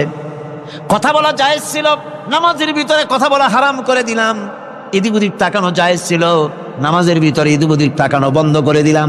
তার মানে আমার জন্য চিরস্থায়ী, সব সময়ের জন্য আমার জন্য হালাল করে দেওয়া জিনিসগুলি এই নামাজের ভিতরে অল্প সময়ের জন্য হারাম করে প্রমাণ করে দিলাম। মাবুদ গো, এই নামাজের পরে চিরস্থায়ী হারামগুলো এইভাবে আমার জন্য হারাম করে নেব। ইয়াকা নাবুদু, নামাজটা পড়ছি যেভাবে করে, নামাজের বাইরের জীবন চালাবো সেইভাবে করে। সেজদা দিলেই তো সওয়াব হয়, সেজদা দিলে কি হয়? সওয়াব হয়। যদি কেউ 5-6টা সেজদা দিয়ে দেয় এক রাকাতের মধ্যে তো কি হবে? যদি কেউ নামাজ পড়লে তো সওয়াব হয়। ফজরের নামাজ যদি 4 রাকাত পড়ে তো কি হবে? মাগরিবের নামাজ যদি 2 রাকাত পড়ে অথবা 4 রাকাত পড়ে তো কি হবে? ইচ্ছে করে যদি এভাবে করে, ভুল করবে নয়, ইচ্ছে করে যদি করে, তাহলে আল্লাহর আইনের সঙ্গে বিরোধিতা করছে বলে সে বিদ্রোহী হিসাবে প্রমাণিত হবে।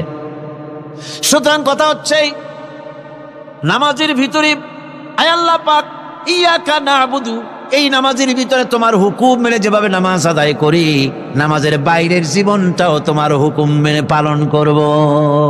এটাই হচ্ছে ইবাদতের মূল থিম, মূল আইডিয়া, মূল ফিলসফি। নামাজ ইবাদত করতে হবে জীবনের সব ক্ষেত্রে।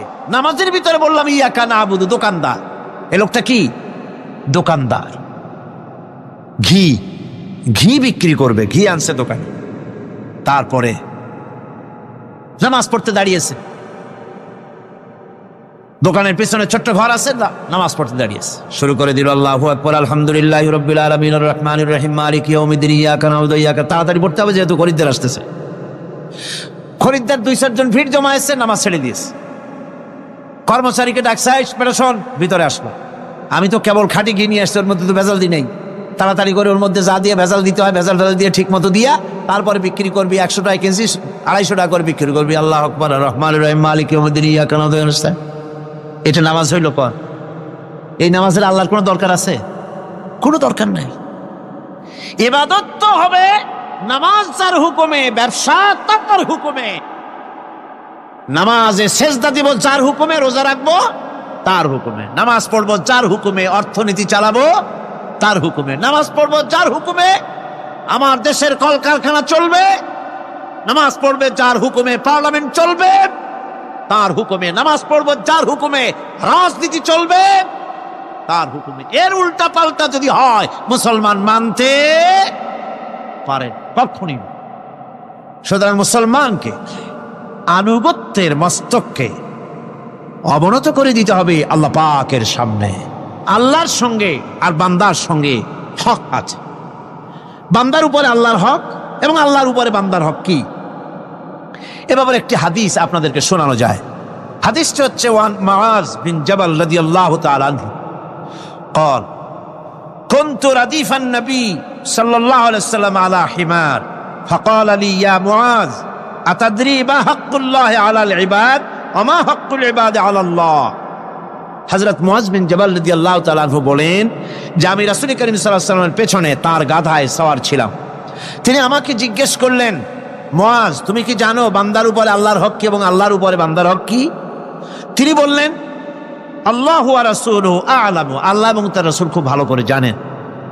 রাসূল করিম সাল্লাল্লাহু আলাইহি ওয়াসাল্লাম জবাব দিলেন, ক্বালা হাক্কুল্লাহি আলাল ইবাদ আন ইয়াবুদুহু ওয়া লা ইউশরিকু বিহি শাইয়্যা ওয়া হাক্কুল ইবাদি আলাল্লাহ আন লা ইউআযযিবু মান লা ইউশরিক বিহি শাইয়্যা। আল্লাহর নবী বলেন, বান্দার উপরে আল্লাহর উপরে বান্দার হক হতেছে, আল্লাহর উপরে বান্দার হক হতেছে বান্দা আল্লাহ পাকের ইবাদত করবে, আল্লাহর গোলামি করবে, আল্লাহর আনুগত্য করবে, দাসত্ব করবে। সেই আনুগত্য, ইবাদত আর গোলামির ভিতরে কাউকে শরীক স্থাপন করবে না। বান্দার উপরে আল্লাহর হক হতেছে যেই বান্দা আল্লাহ পাকের ইবাদত করবে, গোলামি করবে, আর কোনো শিরক করবে না, কিয়ামতের দিন ওই বান্দা সম্পর্কে আল্লাহর হক হবে, বান্দাকে জাহান্নামের আগুন আল্লাহ পাক আরাম করে দিয়ে তার জান্নাত দিয়ে দিবেন। এটাই হলো বান্দার উপর আল্লাহ পাকের হক। সুতরাং ইবাদত হবে সলিড কার জন্যে? আল্লাহ পাকের জন্য। জোরে বলেন কার জন্য? একমাত্র, কেবলমাত্র, শুধুমাত্র আল্লাহ পাকের জন্য গোলামি হবে। সেই গোলামির কথাটাই আমরা কোরআনে কারীমের মধ্যে সূরা ফাতিহায় প্রত্যেক দিন প্রতি রাকাতে আমরা পড়ি, ইয়্যাকা না'বুদু ওয়া ইয়্যাকা নাস্তাঈন। আয় আল্লাহ তাআলা, কেবলমাত্র তোমারই ইবাদত করি, কেবলমাত্র তোমারই দাসত্ব করি, আর কারো আনুগত্য দাসত্ব করি না। এই গোলামি, এই দাসত্ব আল্লাহ পাক আমাদেরকে করার তৌফিক দান করুন, আমরা বলি আমিন।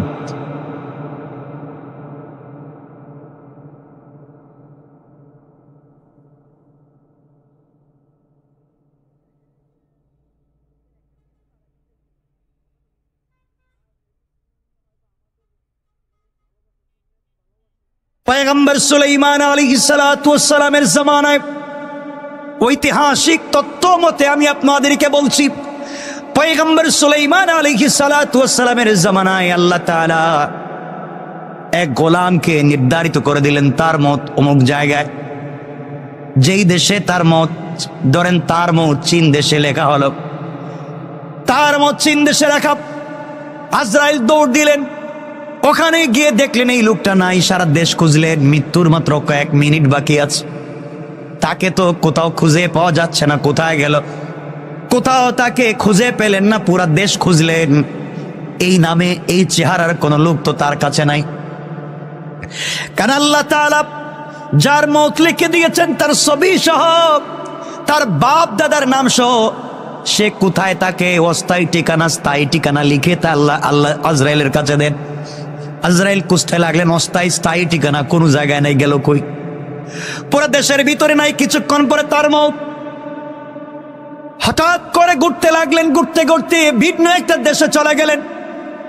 ওখানে গিয়ে দেখেন হযরতে সুলাইমান আলাইহিস সালাতু ওয়াস সালাম নসিহত করতেছেন, ওয়াজ করতেছেন। তার সামনে সকল প্রাণীরা বসা, মানুষেরা বসা। তাকাইয়া দেখেন আজরাইল। আজরাইল তাকাইয়া দেখেন ওই জায়গায় লোকটা বসে আছে, কিছুই বললেন না, এমনি তো মাথা গরম, খুঁজে পাচ্ছেন না।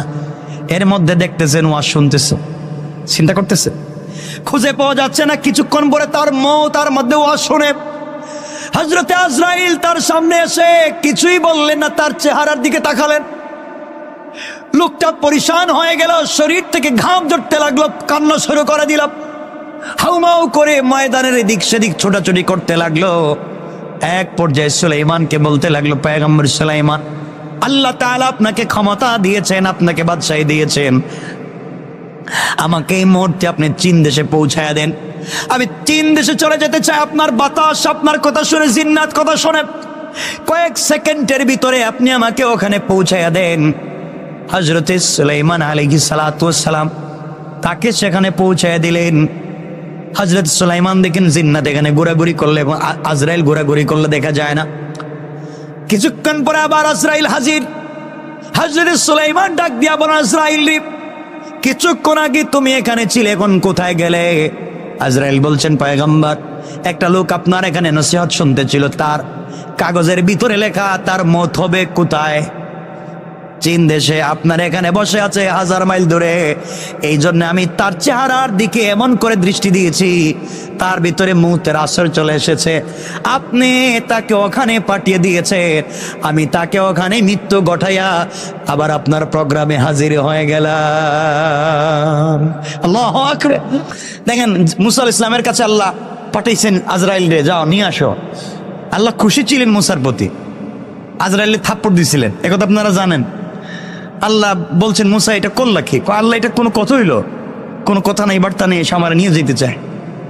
আল্লাহ বলছেন, এক কাজ করো, তাহলে আমিও তোমাকে খুব ভালোবাসি, আর ভালোবাসলে কাছে রাখতে চাই।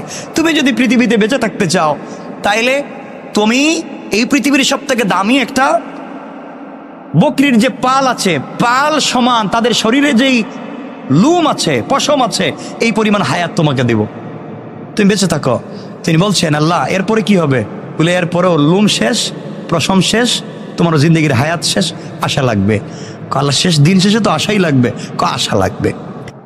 শেষ সাহাবী যার বাপের নাম হযরত আব্দুল্লাহ রাদিয়াল্লাহু তাআলা আনহু, হযরত জাবের তার বাপ রাসূল পাককে কতটুকু ভালোবাসতেন। হযরতে জাবেরের কথা বললেই তো লম্বা হয়ে যায়, তার বাপের কথা বলি। মনে পড়ে গেল জাবের রাদিয়াল্লাহু তাআলার পিতার নাম হযরত আব্দুল্লাহ। আব্দুল্লাহ রাদিয়াল্লাহু তাআলা আনহু উহুদের যুদ্ধে শহীদ হয়েছেন। শহীদ হওয়ার আগের রাত্রে জাবেরকে ডাকলেন, জাবের আসো। জাবের কাছে পিচ্চি মানুষ, ছোট মানুষ, বসছেন বাবার কাছে। বাপ বলছেন, জাবের, এই পৃথিবীর পূর্ব থেকে পশ্চিম, উত্তর থেকে দক্ষিণ যা আছে সব কিছু থেকে আমি বাপ তোমাকে ভালোবাসি। সুবহানাল্লাহ বললেন। জাবের বলছেন, আব্বা জান, আমি আপনার ছেলে, আপনি আমাকে ভালোবাসবেন না তো কাকে ভালোবাসবেন? আমি জানি আপনি আমাকে ভালোবাসেন। আবার বলছেন, জাবের, আমি আব্দুল্লাহ বলছি, এই পৃথিবীতে একমাত্র তোমাকে সব থেকে বেশি ভালোবাসি। জাবের বলছেন, বাবা ঠিক আছে মানলাম, কি বলতে চান?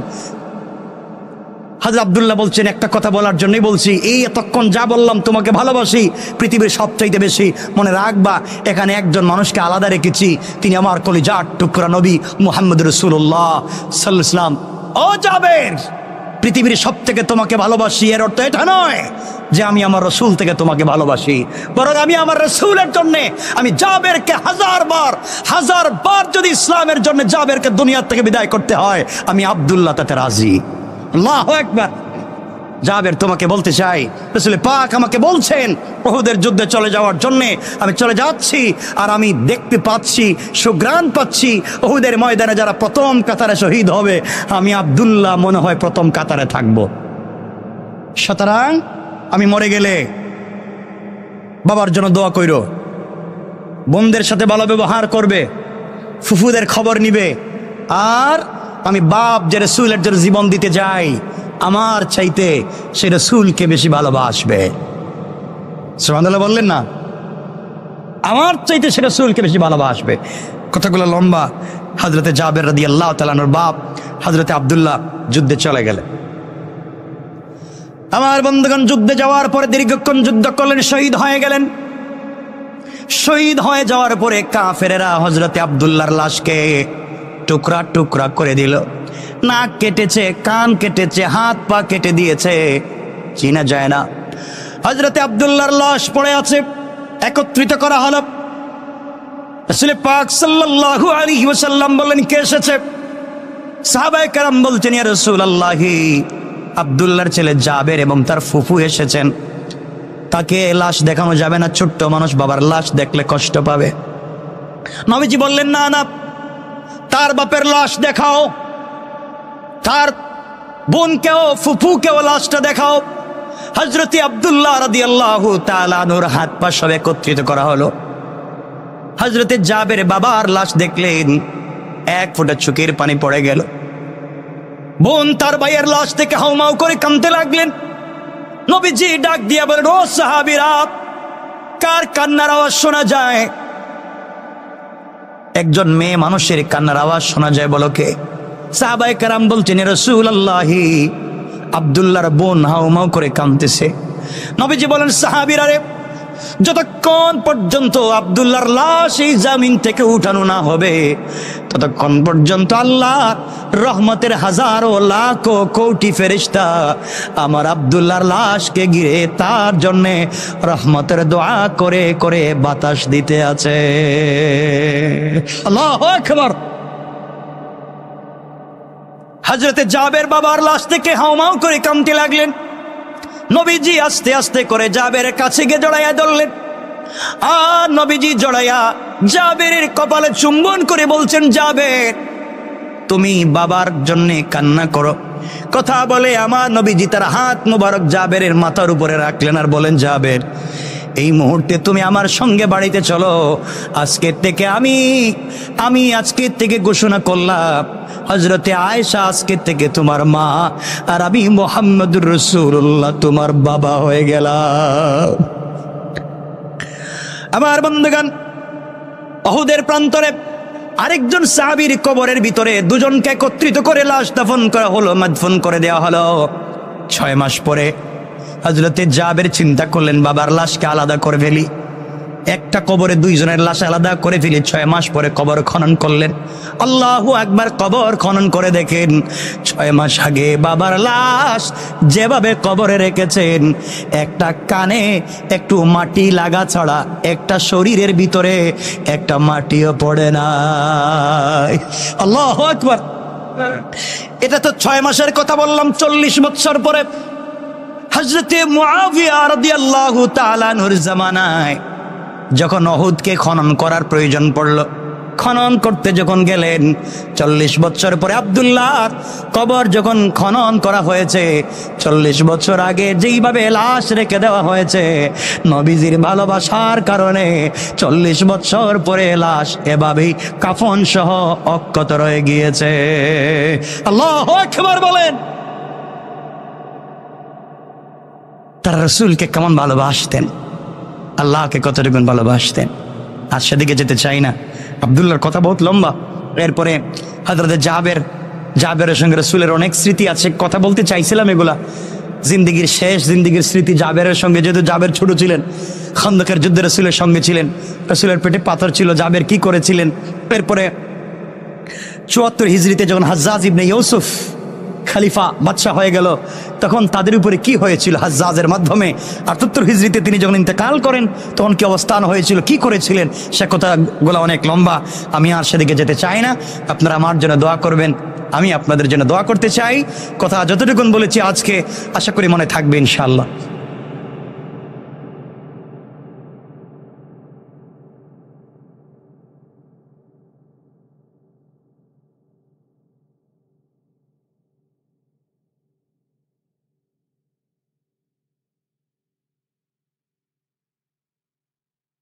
সুদীর্ঘ 1400 বছর যাবত এই জানালাটা খোলা, আজ পর্যন্ত লাগানো হয় নাই। সুবহানাল্লাহ বলবেন। কোনো দিন এই জানালা লাগানো হয় নাই, খোলা। সুদীর্ঘ প্রায় 1400 বছর, 1400 বছর, 1450 বছর থেকে জানালা খোলা। এটা ভালোবাসার একটা নিদর্শনের কারণ কি? রাসূল পাক সাল্লাল্লাহু আলাইহি ওয়াসাল্লামের কলিজার টুকরা স্ত্রী আমাদের মা হযরত ওমর ফারুক রাদিয়াল্লাহু তাআলা আনহুর কলিজার টুকরা মেয়ে হযরত হাফসা রাদিয়াল্লাহু তাআলা আনহা জানালা, এটা তার ঘরের জানালা। শুনেন ঘটনা কি। হযরত হাফসা রাদিয়াল্লাহু তাআলা আনহা তখন দুনিয়ার জমিনে জিন্দা, আজ অনেক পরিবর্তন হয়েছে, কিন্তু জানালার পরিবর্তন হয় নাই। মদিনার ওই জায়গাকে বড় করতে করতে অনেক দূরে নিয়ে যাওয়া হয়েছে, কিন্তু জানালা ওই জায়গায় রেখে দিয়েছে। এর কারণ কি? শুধু আপনাদেরকে সেদিকে নিয়ে যেতে চাই। এর কারণ হলো দীর্ঘদিন আগে 1450 বছর পূর্বে, 1500 বছর পূর্বে যে কথা বলতে চাই, রওজা মুবারকে সালাম দেওয়ার জন্যে পশ্চিম দিক থেকে প্রবেশ করে পূর্ব দিকে বের হওয়ার সময় আপনারা দেখবেন ওই জানালা, বিশাল বড় একটা জানালা, জানালার সামনে বড় করে সিসি ক্যামেরার মতো একটা জিনিস আছে। জানালাটা খোলা। কেন খোলা, কি ঘটনা, সেদিকে নিয়ে যেতে চাই। রওজা শরীফের বরাবর এসে হাতের বামে উত্তরমুখী হয়ে সালাম প্রদান করতে হয়। যখন আপনি রওজা শরীফের দিকে মুখ করে সালাম পেশ করবেন, রওজা শরীফের দিকে মুখ করে সালাম পেশ করবেন, তখন ঠিক আপনার পিঠের পিছনে দক্ষিণ পাশের দেয়ালে এই জানালা, অর্থাৎ আপনি যখন রওজার দিকে মুখ করে সালাম দিবেন, আপনার এখানে জানালা। কথা বুঝতে পেরেছেন? মানে ওখানে রাস্তা, বুঝতে পারতেছেন তো? এদিকে ঢুকবার সময় এদিকে আপনি সালাম দিচ্ছেন ছিদ্রের সামনে, আর পিছনে ওই ওয়ালটা, এখানে একটা জানালা। এত কিছু বড় হইল কনস্ট্রাকশন করে, জানালা এখানে রেখে দিবার আর এত কিছু করে এটা খোলা রাখবার কারণটা কি? এখানে একটা খোলা জানালা। নবীজি সাল্লাল্লাহু আলাইহি ওয়াসাল্লাম যেখানে শুয়ে আছেন সেটি হলো আম্মা জান আয়েশা সিদ্দিকা রাদিয়াল্লাহু তাআলা আনহার ঘর বা হুজরা। নবীজি যেখানে শুয়ে আছেন এটা হযরতে আম্মা জান আয়েশা সিদ্দিকা রাদিয়াল্লাহু তাআলা আনহার ঘর। বর্তমানে যেটি রওজা মুবারক নামে পরিচিত আমাদের কাছে, ঠিক তার বিপরীত দিকে দক্ষিণ পাশের দেয়ালে জানালাটি অবস্থিত। সেটি হলো উমর রাদিয়াল্লাহু তাআলা আনহুর কন্যা আম্মা জান হযরতে হাফসা রাদিয়াল্লাহু তাআলা আনহার ঘর। নবীজির যত স্ত্রী ছিলেন এক নাগাড়ে সবার ঘর ছিল, সবার ঘর এক নাগাড়ে ছিল। আম্মা জান আয়েশা সিদ্দিকা রাদিয়াল্লাহু তাআলা আনহার ঘরের পরের ঘরটা ছিল কার? কথা বলেন না। হাফসার। মধ্যখানে ফাঁকা জায়গা, খালি জায়গা। এই পিলার থেকে এতটুকুনি হবে, যে হাটে যেদিকে মানুষ, এতটুকুনি হবে ফাঁকা। এখানে ঘর, এখানে ঘর। চিন্তা করেন, মসজিদে নববীর পূর্ব পার্শ্বে সারিবদ্ধভাবে নবীজি সাল্লাল্লাহু আলাইহি ওয়াসাল্লামের স্ত্রীদের হুজরা নির্মিত ছিল। আম্মা জান আয়েশা এবং আম্মা জান হাফসা রাদিয়াল্লাহু তাআলা আনহার ঘর ছিল মুখোমুখি। বুঝছেন নি এখন কথা? এখানে কার ঘর? আয়েশার। এখানে এদিক থেকে আয়েশার ঘরের দরজা এদিকে, আর এদিক থেকে হাফসার ঘরের দরজা এদিকে। সুবহানাল্লাহ বললেন না? মুখোমুখি ঘর। এখন রাসূল এই ঘরে শুয়ে আছেন, হাফসার ঘর এখানে, মধ্যখানে জায়গাটা খালি। খুব চিন্তা করবেন কি বলতে চাই। এই যে ছোট্ট একটা গলিপথ বললাম, এখানে একটা ছোট্ট রাস্তা, এদিকে একটা ঘর, এদিকে একটা ঘর, দোনোটা ঘরের দরজা সামনাসামনি। এই গলিপথ দিয়া এই ঘর থেকে নবীজি সাল্লাল্লাহু আলাইহি ওয়াসাল্লাম আম্মা জান আয়েশার ঘর থেকে বের হইয়া মসজিদে ঢুকলেই দেখতেন হাফসার ঘর, আর হাফসার ঘর থেকে বের হইয়া মসজিদে ঢুকার সময় দেখতেন আয়েশার ঘর। সুবহানাল্লাহ বলেন। অর্থাৎ কোনো না কোনোভাবে দুজনের সঙ্গে রাসূলে পাকের প্রতিদিন কমবেশ নামাজের সময় আসার সময় দেখা হয়ে যেত। এই গলিপথ দিয়ে রাসূল সাল্লাল্লাহু আলাইহি ওয়াসাল্লাম হাঁটতেন। নবীজির ইন্তেকালের পর আবু বকর সিদ্দিক রাদিয়াল্লাহু তাআলা আনহু যুগ যখন সমাপ্ত হয়ে গেল, আবু বকর ইন্তেকাল করলেন। নবীজি ইন্তেকাল করলেন, আবু বকর ইন্তেকাল করলেন। ওমর রাদিয়াল্লাহু তাআলা আনহুর খেলাফতের সময় চলে আসলো। 17 হিজরিতে মসজিদে নববীকে বড় করবার প্রয়োজন পড়লো, জায়গা হয় না। 17 হিজরিতে মসজিদে নববী বড় করার দরকার পড়লো। বিশেষ করে রওজায় সালাম দেওয়ার সুবিধার্থে মানুষ যখন রওজায় সালাম দিতে আসবে, ওই জায়গায় আসতে গেলে এদিকে হাফসার ঘর, ছোট্ট একটা রাস্তা, মানুষ আসতে পারে না। হযরত ওমর ফারুক রাদিয়াল্লাহু তাআলা আনহু হযরতে আম্মা জান হাফসা রাদিয়াল্লাহু তাআলা আনহার হুজরাটিকে সরিয়ে ফেলার প্রয়োজন মনে করলেন। এই হুজরাটা তিনি ভেঙ্গে ফেলার চেষ্টা করলেন, যে ভেঙ্গে ফেলে দিই, এখান থেকে সরিয়ে দেই। এই জন্য নবীজি সাল্লাল্লাহু আলাইহি ওয়াসাল্লাম দুনিয়ার জমিনে নাই। আম্মা জান হাফসা রাদিয়াল্লাহু তাআলা আনহা রাসূলকে আর দেখতে পান না। নবীজি এখন আম্মা জান আয়েশা রাদিয়াল্লাহু তাআলা আনহার ঘরের ভিতরে শায়িত। হযরতে হাফসা যখন নবীজিকে দেখতে পেতেন না, তার ঘরের দরজা, তার ঘরের জানালা দিয়ে উকি দিতেন, আর উকি দিয়া রাসূলকে শায়িত দেখতেন, চোখের পানি ছেড়ে আল্লাহর কাছে কান্না করতে। সুবহানাল্লাহ বলে। আজ রাসূল নাই, আর বের হয়ে এদিকে আসেন না, ওই ঘরের জানালা দিয়ে আমাকে ডাক দেন না। এজন্য বহুত কষ্ট পাইতেন। এজন্য তিনি এই জানালা দিয়া এদিকে তাকাইয়া থাকতেন। নবীজি সাল্লাল্লাহু আলাইহি ওয়াসাল্লামের ইন্তেকালের পরে রাসূল সাল্লাল্লাহু আলাইহি ওয়াসাল্লাম আম্মা জান আয়েশার হুজরায় শুয়ে আছেন, আর আম্মা জান হাফসা রাদিয়াল্লাহু তাআলা আনহা নবীজির সুখে নবীজির স্মরণ করে করে জীবন কাটাইয়া দিতে লাগলেন। যখনই তার মন চাইতো জানালা দিয়ে প্রাণপ্রিয় স্বামীর রওজার দিকে তাকাতেন, আত্মাকে প্রশান্ত করতেন, আর মন ভরে দুরূদ আর সালাম পেশ করতেন, অনুভব করতেন এই তো কয়েক হাত পরেই তো আমার কলিজার টুকরা স্বামী শুয়ে আছে। আম্মা জান হাফসা চোখের পানি ছেড়ে কাঁদতেন। হঠাৎ ঘুম ভেঙে গেছে, নবীজির কথা মনে পড়েছে। জানালা খোলা, উকি দিয়া ওই ঘরের দিকে তাকাতেন, আর দেখতেন নবীজি শুয়ে আছেন। তাকায় তাকায় দুরূদ পড়তেন, সালাম পেশ করতেন, আর কান্না করতেন, আর মনে মনে দিলকে প্রশান্ত করতেন, মন তুমি কান্না করো না, রাসূল তোমাকে ছেড়ে যায় নাই, মাত্র 2-3 হাত সামনে তিনিও শুয়ে আছে। হযরতে আম্মা জান হাফসা রাদিয়াল্লাহু তাআলা আনহা এইভাবে জীবন কাটাইয়া দিতে লাগলেন। ওমর রাদিয়াল্লাহু তাআলা আনহু বড় চিন্তায় পড়ে গেলেন, কিভাবে তিনি হাফসাকে বলবেন হাফসা হুজরা ছেড়ে দাও। এই ঘর ছেড়ে তুমি চলে যাও, এই ঘর আমি ভেঙ্গে দিব, এই ঘর ভেঙ্গে দিয়ে আমি ওখানে মানুষ যাতায়াতের ব্যবস্থা করব। কোনোভাবেই তিনি যখন পারতেছেন না, একদিন হজরতে ওমর ফারুক রাদিয়াল্লাহু তাআলা আনহু পিতৃস্নেহে পরম মমতায় মেয়ের কাছে বসলেন, আম্মাজান হাফসার কাছে বসলেন, আর মাথায় হাত বুলাইয়া চোখের পানি ছেড়ে ছেড়ে মেয়ের খবর নিলেন, আদর করলেন, ভালোবাসলেন, অনেক কথাবার্তা বললেন, অনেক হাদিয়া তোহফা দিলেন। যাওয়ার সময় তিনি একটা কথা তিনি বলে গেলেন, আম্মারে আমি তো চাই তোমার ঘরটা ভেঙ্গে দিতে, মানুষের জায়গা হয় না। মানুষ এদিকে এসে নবীজি সাল্লাল্লাহু আলাইহি ওয়াসাল্লামকে সালাম দিতে চায়, তোমার ঘরের কারণে মানুষ পারে না, আমি ভেঙ্গে দিতে চাই। দীর্ঘ 7 বৎসর যাবৎ নবীজি সাল্লাল্লাহু আলাইহি ওয়াসাল্লামের বিরহ যন্ত্রণায় ছটফট করছেন। আশা ছিল জীবনের শেষ কটা দিন আম্মা জান হাফসা হাউমাউ করে বাচ্চার মতো, কাটা কবুতরের মতো কামতে লাগলেন।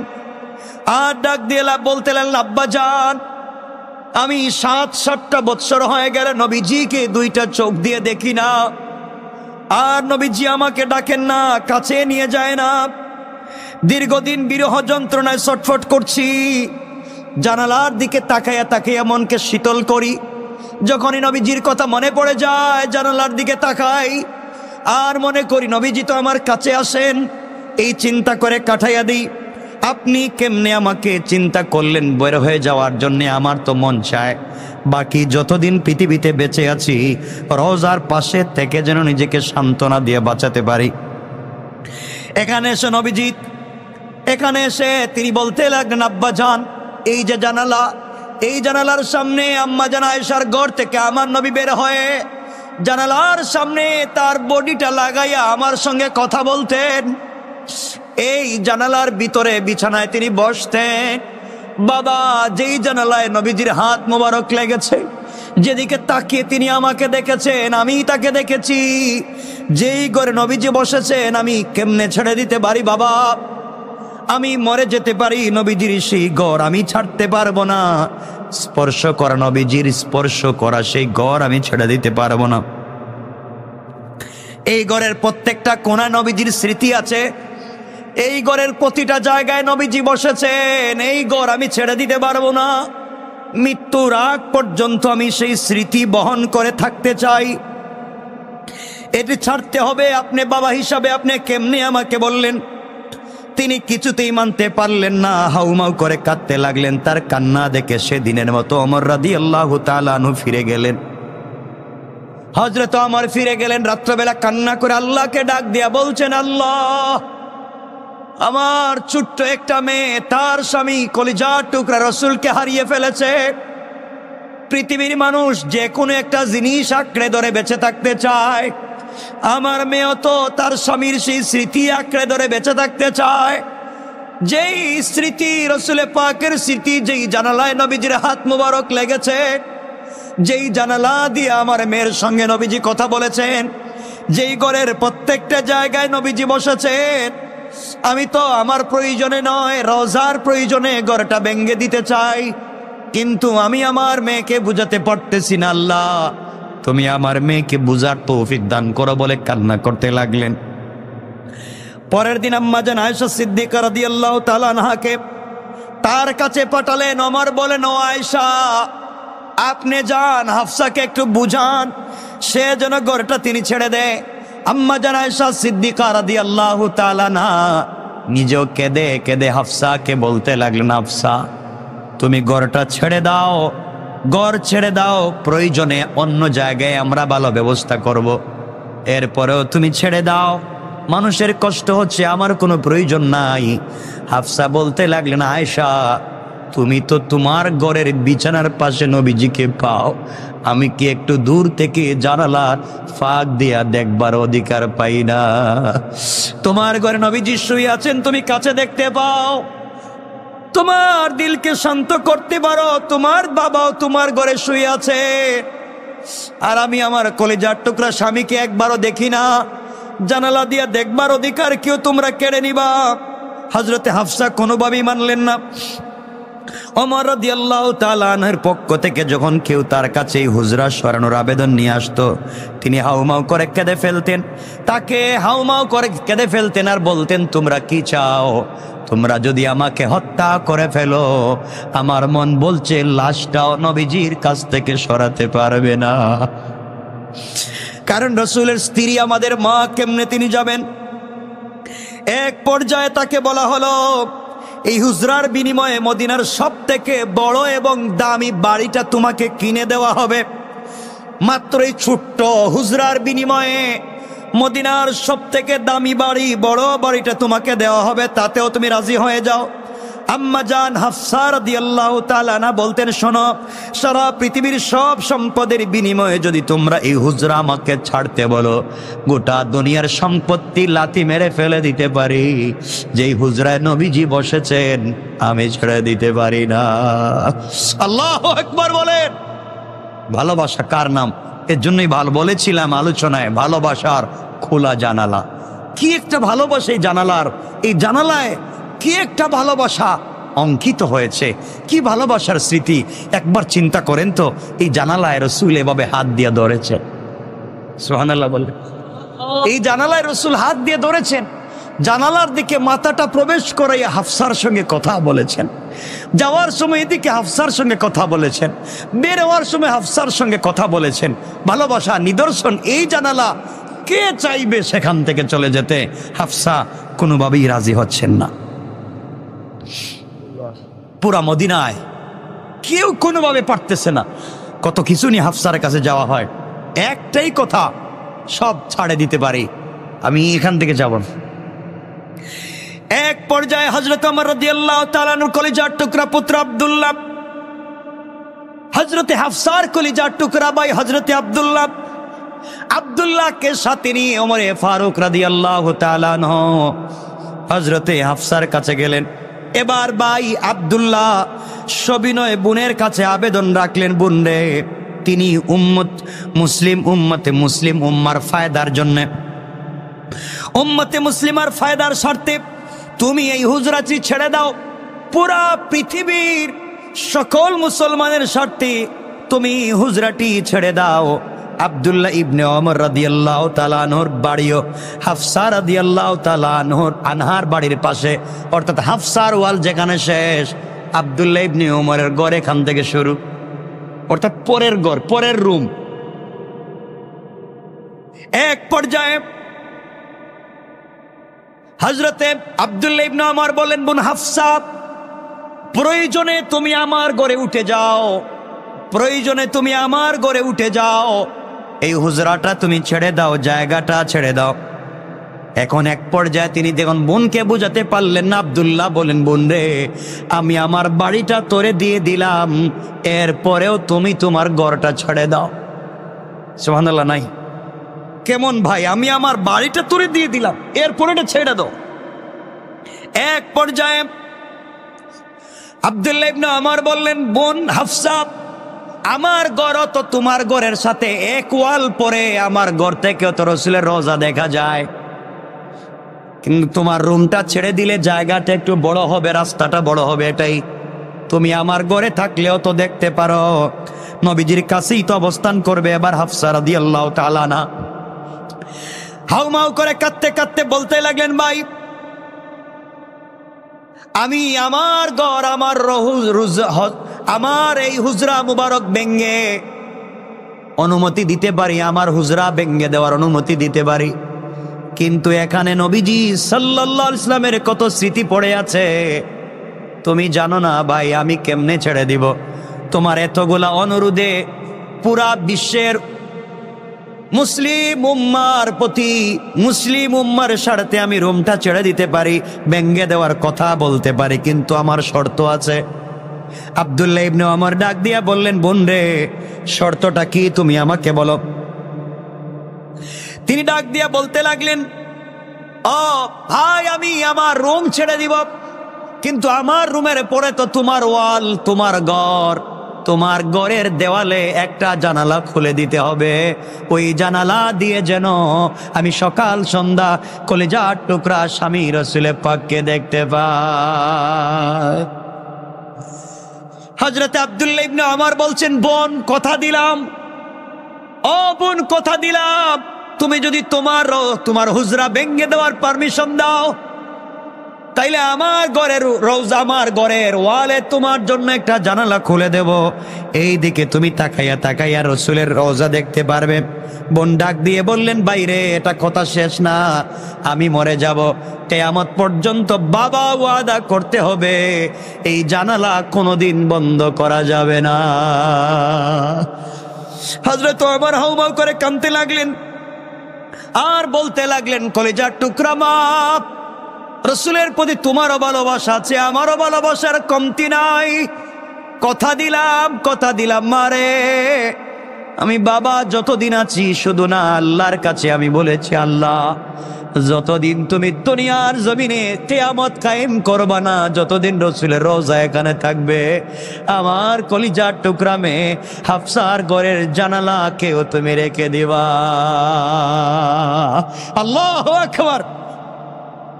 আমার বন্ধুগণ, খেলাফত ওমর শেষ হল, উসমান আলী রাদিয়াল্লাহু তাআলা আনহুমার যুগ চলে আসলো, তাদের যুগ শেষ হয়ে গেল। হাফসা রাদিয়াল্লাহু তাআলা আনহা ইন্তেকাল করলেন, আরো কত শত খলিফা রাজা বাদশা গত হয়ে গেলেন, কতবার মসজিদে নববী পুনর্নির্মাণ হলো, সম্প্রসারণ করা হলো, কিন্তু কে হযরত ওমর তার মেয়ের সঙ্গে যে ওয়াদা করেছিলেন, আজ পর্যন্ত এই জানালা কেউ বন্ধ করে নাই। সুবহানাল্লাহ বলেন, কি ভালোবাসা! আল্লাহু আকবার, জোরে বলেন আল্লাহ। কি ভালোবাসা রসুলের প্রতি, আজ ওই ওয়াদা ভঙ্গ করা হয়নি, আজ ওই জানালা খোলা রয়ে গিয়েছে। কি ভালোবাসা রসুল পাক ইসলামের প্রতি। 1400 বছর যাবৎ স্মৃতি হয়ে এই জানালাটি আজও ভালোবাসা নিদর্শন হিসেবে এবং ওয়াদা রক্ষার এক অনন্য দৃষ্টান্ত হিসাবে আজ এখানে রয়ে গিয়েছে, আজও রয়ে গিয়েছে। সুতরাং হযরতে আম্মাজান হাফসা রাদিয়াল্লাহু তাআলা আনহা রাসূল পাক সাল্লাল্লাহু আলাইহি ওয়াসাল্লামকে কতটুকুন ভালোবাসতেন চিন্তা করতেছেন। শুধুমাত্র তার একটাই কথা, আল্লাহর কাছে সকাল সন্ধ্যা বলতেন, আল্লাহ তাআলা আমনি তোমার কাছে আমি কিছুই চাই না।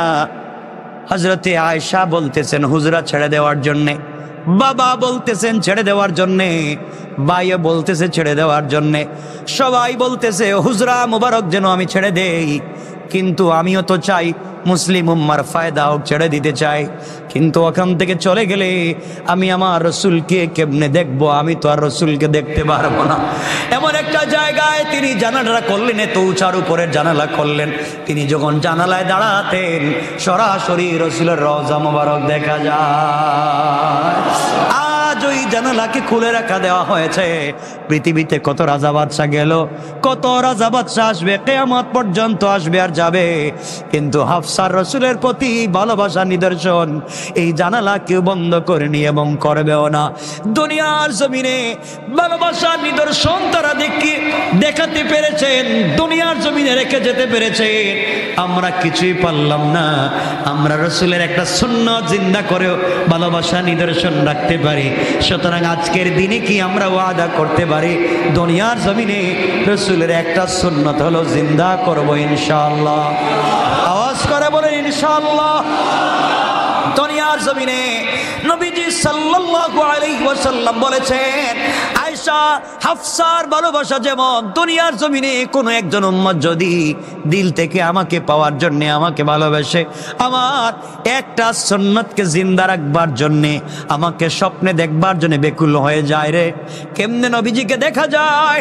কত পাগল আছে, কত মুসলমান পাগলের মতো হয়ে যায়, রসুলের রওজায় যাওয়ার পরে আর নিজেকে সামলে রাখতে পারে না, পাগলের মতো হাউমাউ করে কান্না শুরু করে দেয়।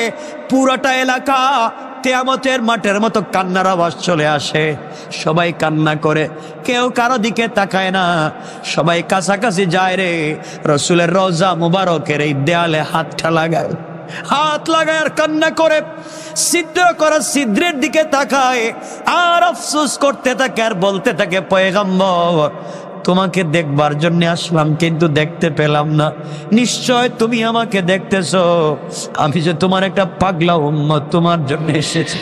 কিয়ামতের দিন আমি যেভাবে আজ তোমাকে ভুলে যাই নাই, কিয়ামতের দিন তুমিও আমাকে ভুলে যাইও না। এই জন্য আপনাদেরকে বলি ভাই, টাকা হলে পয়সা হলে কত জায়গায় ঘুরতে যান, বউ বাচ্চাদেরকে নিয়ে বাংলাদেশের কত জায়গায় ঘুরতে যান, সিলেটে যান, কক্সেস বাজার যান, সেন্ট মার্টি যান, আপনারা ব্যাংকক থাইল্যান্ড কত জায়গায় যান, ঘুরতে যান। যত টাকা আপনার খরচ হয় তার চাইতে কম টাকা লাগে রসুলের রওজা পর্যন্ত যেতে। ওখানে যা নবীজি বলেছেন, যারা আমার ভালোবাসায়, আমার ভালোবাসার টানে আমার রওজার কাছে এসে আমাকে না পেয়ে, আমাকে না দেখে রওজার সামনে দাঁড়ায়া দাঁড়ায়া আমাকে ভালোবেসে চোখের পানি ছেড়ে দিবে, কিয়ামতের দিনে আল্লাহ তাআলা তাদের শরীরে জাহান্নামের আগুন লাগাতে পারেন না। আল্লাহু আকবার বলেন।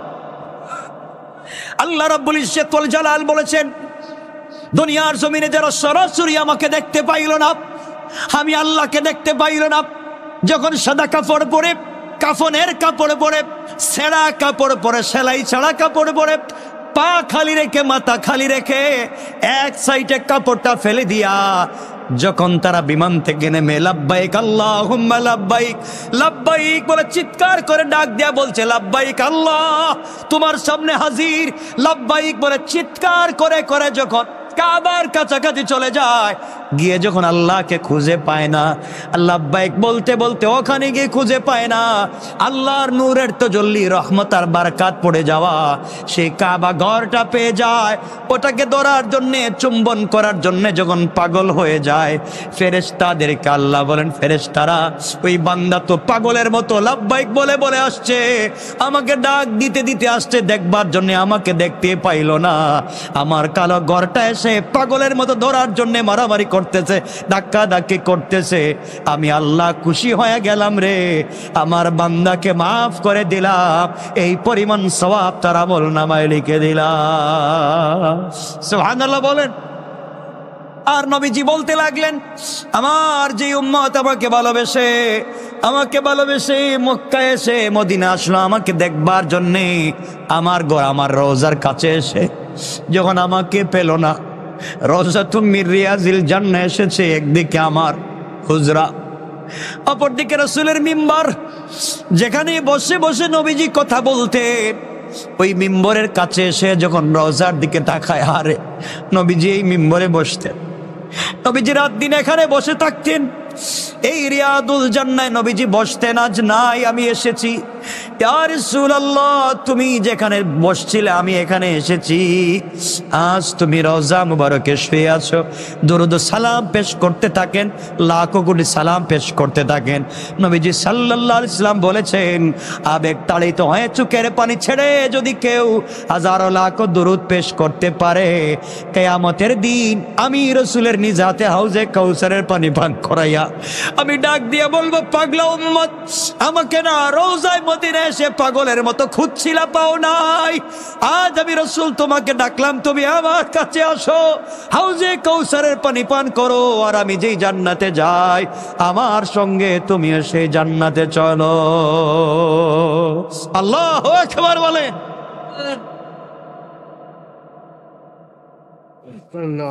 আর কি চান? সেই ভালোবাসা আল্লাহ যেন আমাদেরকে কবুল করে, আমরা যেন বারবার ওখানে যেতে পারি, আমাদের সবাইকে যেন আল্লাহ পাক কবুল করেন, বলেন আমিন। আজকের মতো এখানে রেখে দিলাম, আমার জন্য দোয়া চাই, আপনাদের জন্য দিল থেকে দোয়া থাকলো। আমারও একটা মাকসাদ আছে, আল্লাহ যেন কবুল করেন, আল্লাহ যেন কবুল করেন, ফিতনা মুক্ত রাখেন, আল্লাহ যেন ভালো করে দেন, এবং যা চিন্তা করতেছি আল্লাহ যেন তার কুদরত থেকে কবুল করে নেন।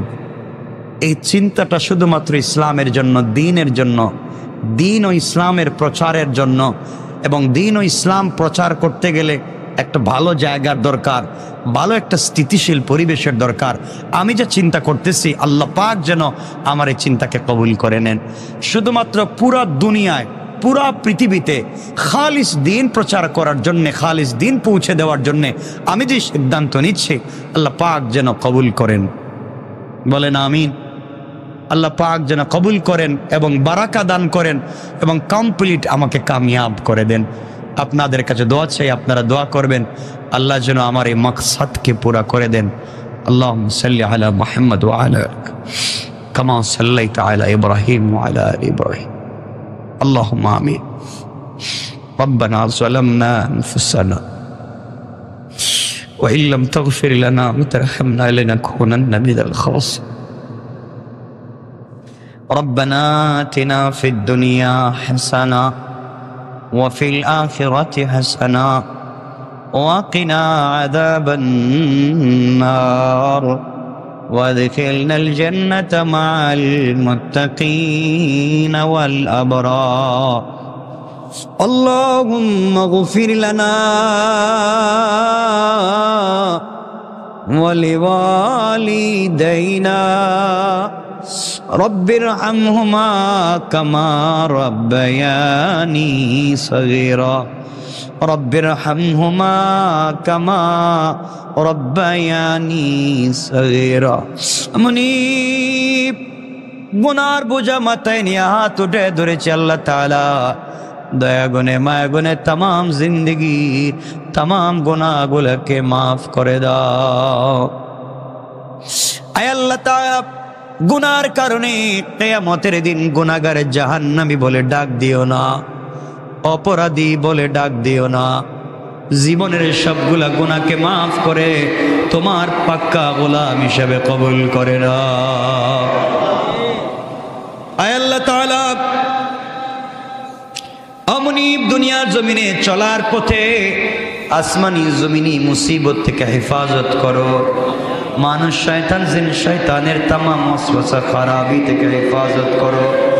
ইয়া আল্লাহ, যারা হিংসা গীবত শিকায়ত সমালোচনা করে, হিংসা বিদ্বেষ করে দুনিয়ার জমিনে বেইজ্জত করতে চায়, হিদায়াত থাকলে হিদায়াত দিয়ে দাও, হিদায়াত না থাকলে নমরুদ আর ফেরাউনের মতো ধ্বংস করে দাও।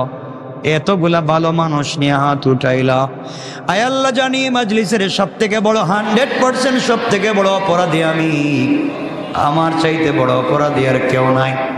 জানি তুমি আমার দোয়া কবুল করবা না গুনার দিকে তাকালে। এতগুলা মানুষ তো আর গুনাহগার না, এই মানুষগুলোর ওসিলায় আয় আল্লাহ তাআলা মাকসাদকে তুমি পুরা করে দাও। ইয়া আল্লাহ, দ্বীনের জন্য তুমি মাকসাদকে পুরা করে দাও। আমাদের সবাইকে তুমি কবুল আর মঞ্জুর করে নাও। ইয়া আল্লাহ, আমাদের সবাইকে তুমি কবুল করে নাও, আমাদের সবার দিলের মাকসাদকে পুরা করে দাও। এতগুলা মানুষ হাত উঠে ধরেছেন আল্লাহ তাআলা, যার দিলে যা আছে সব তুমি পুরা করে দাও।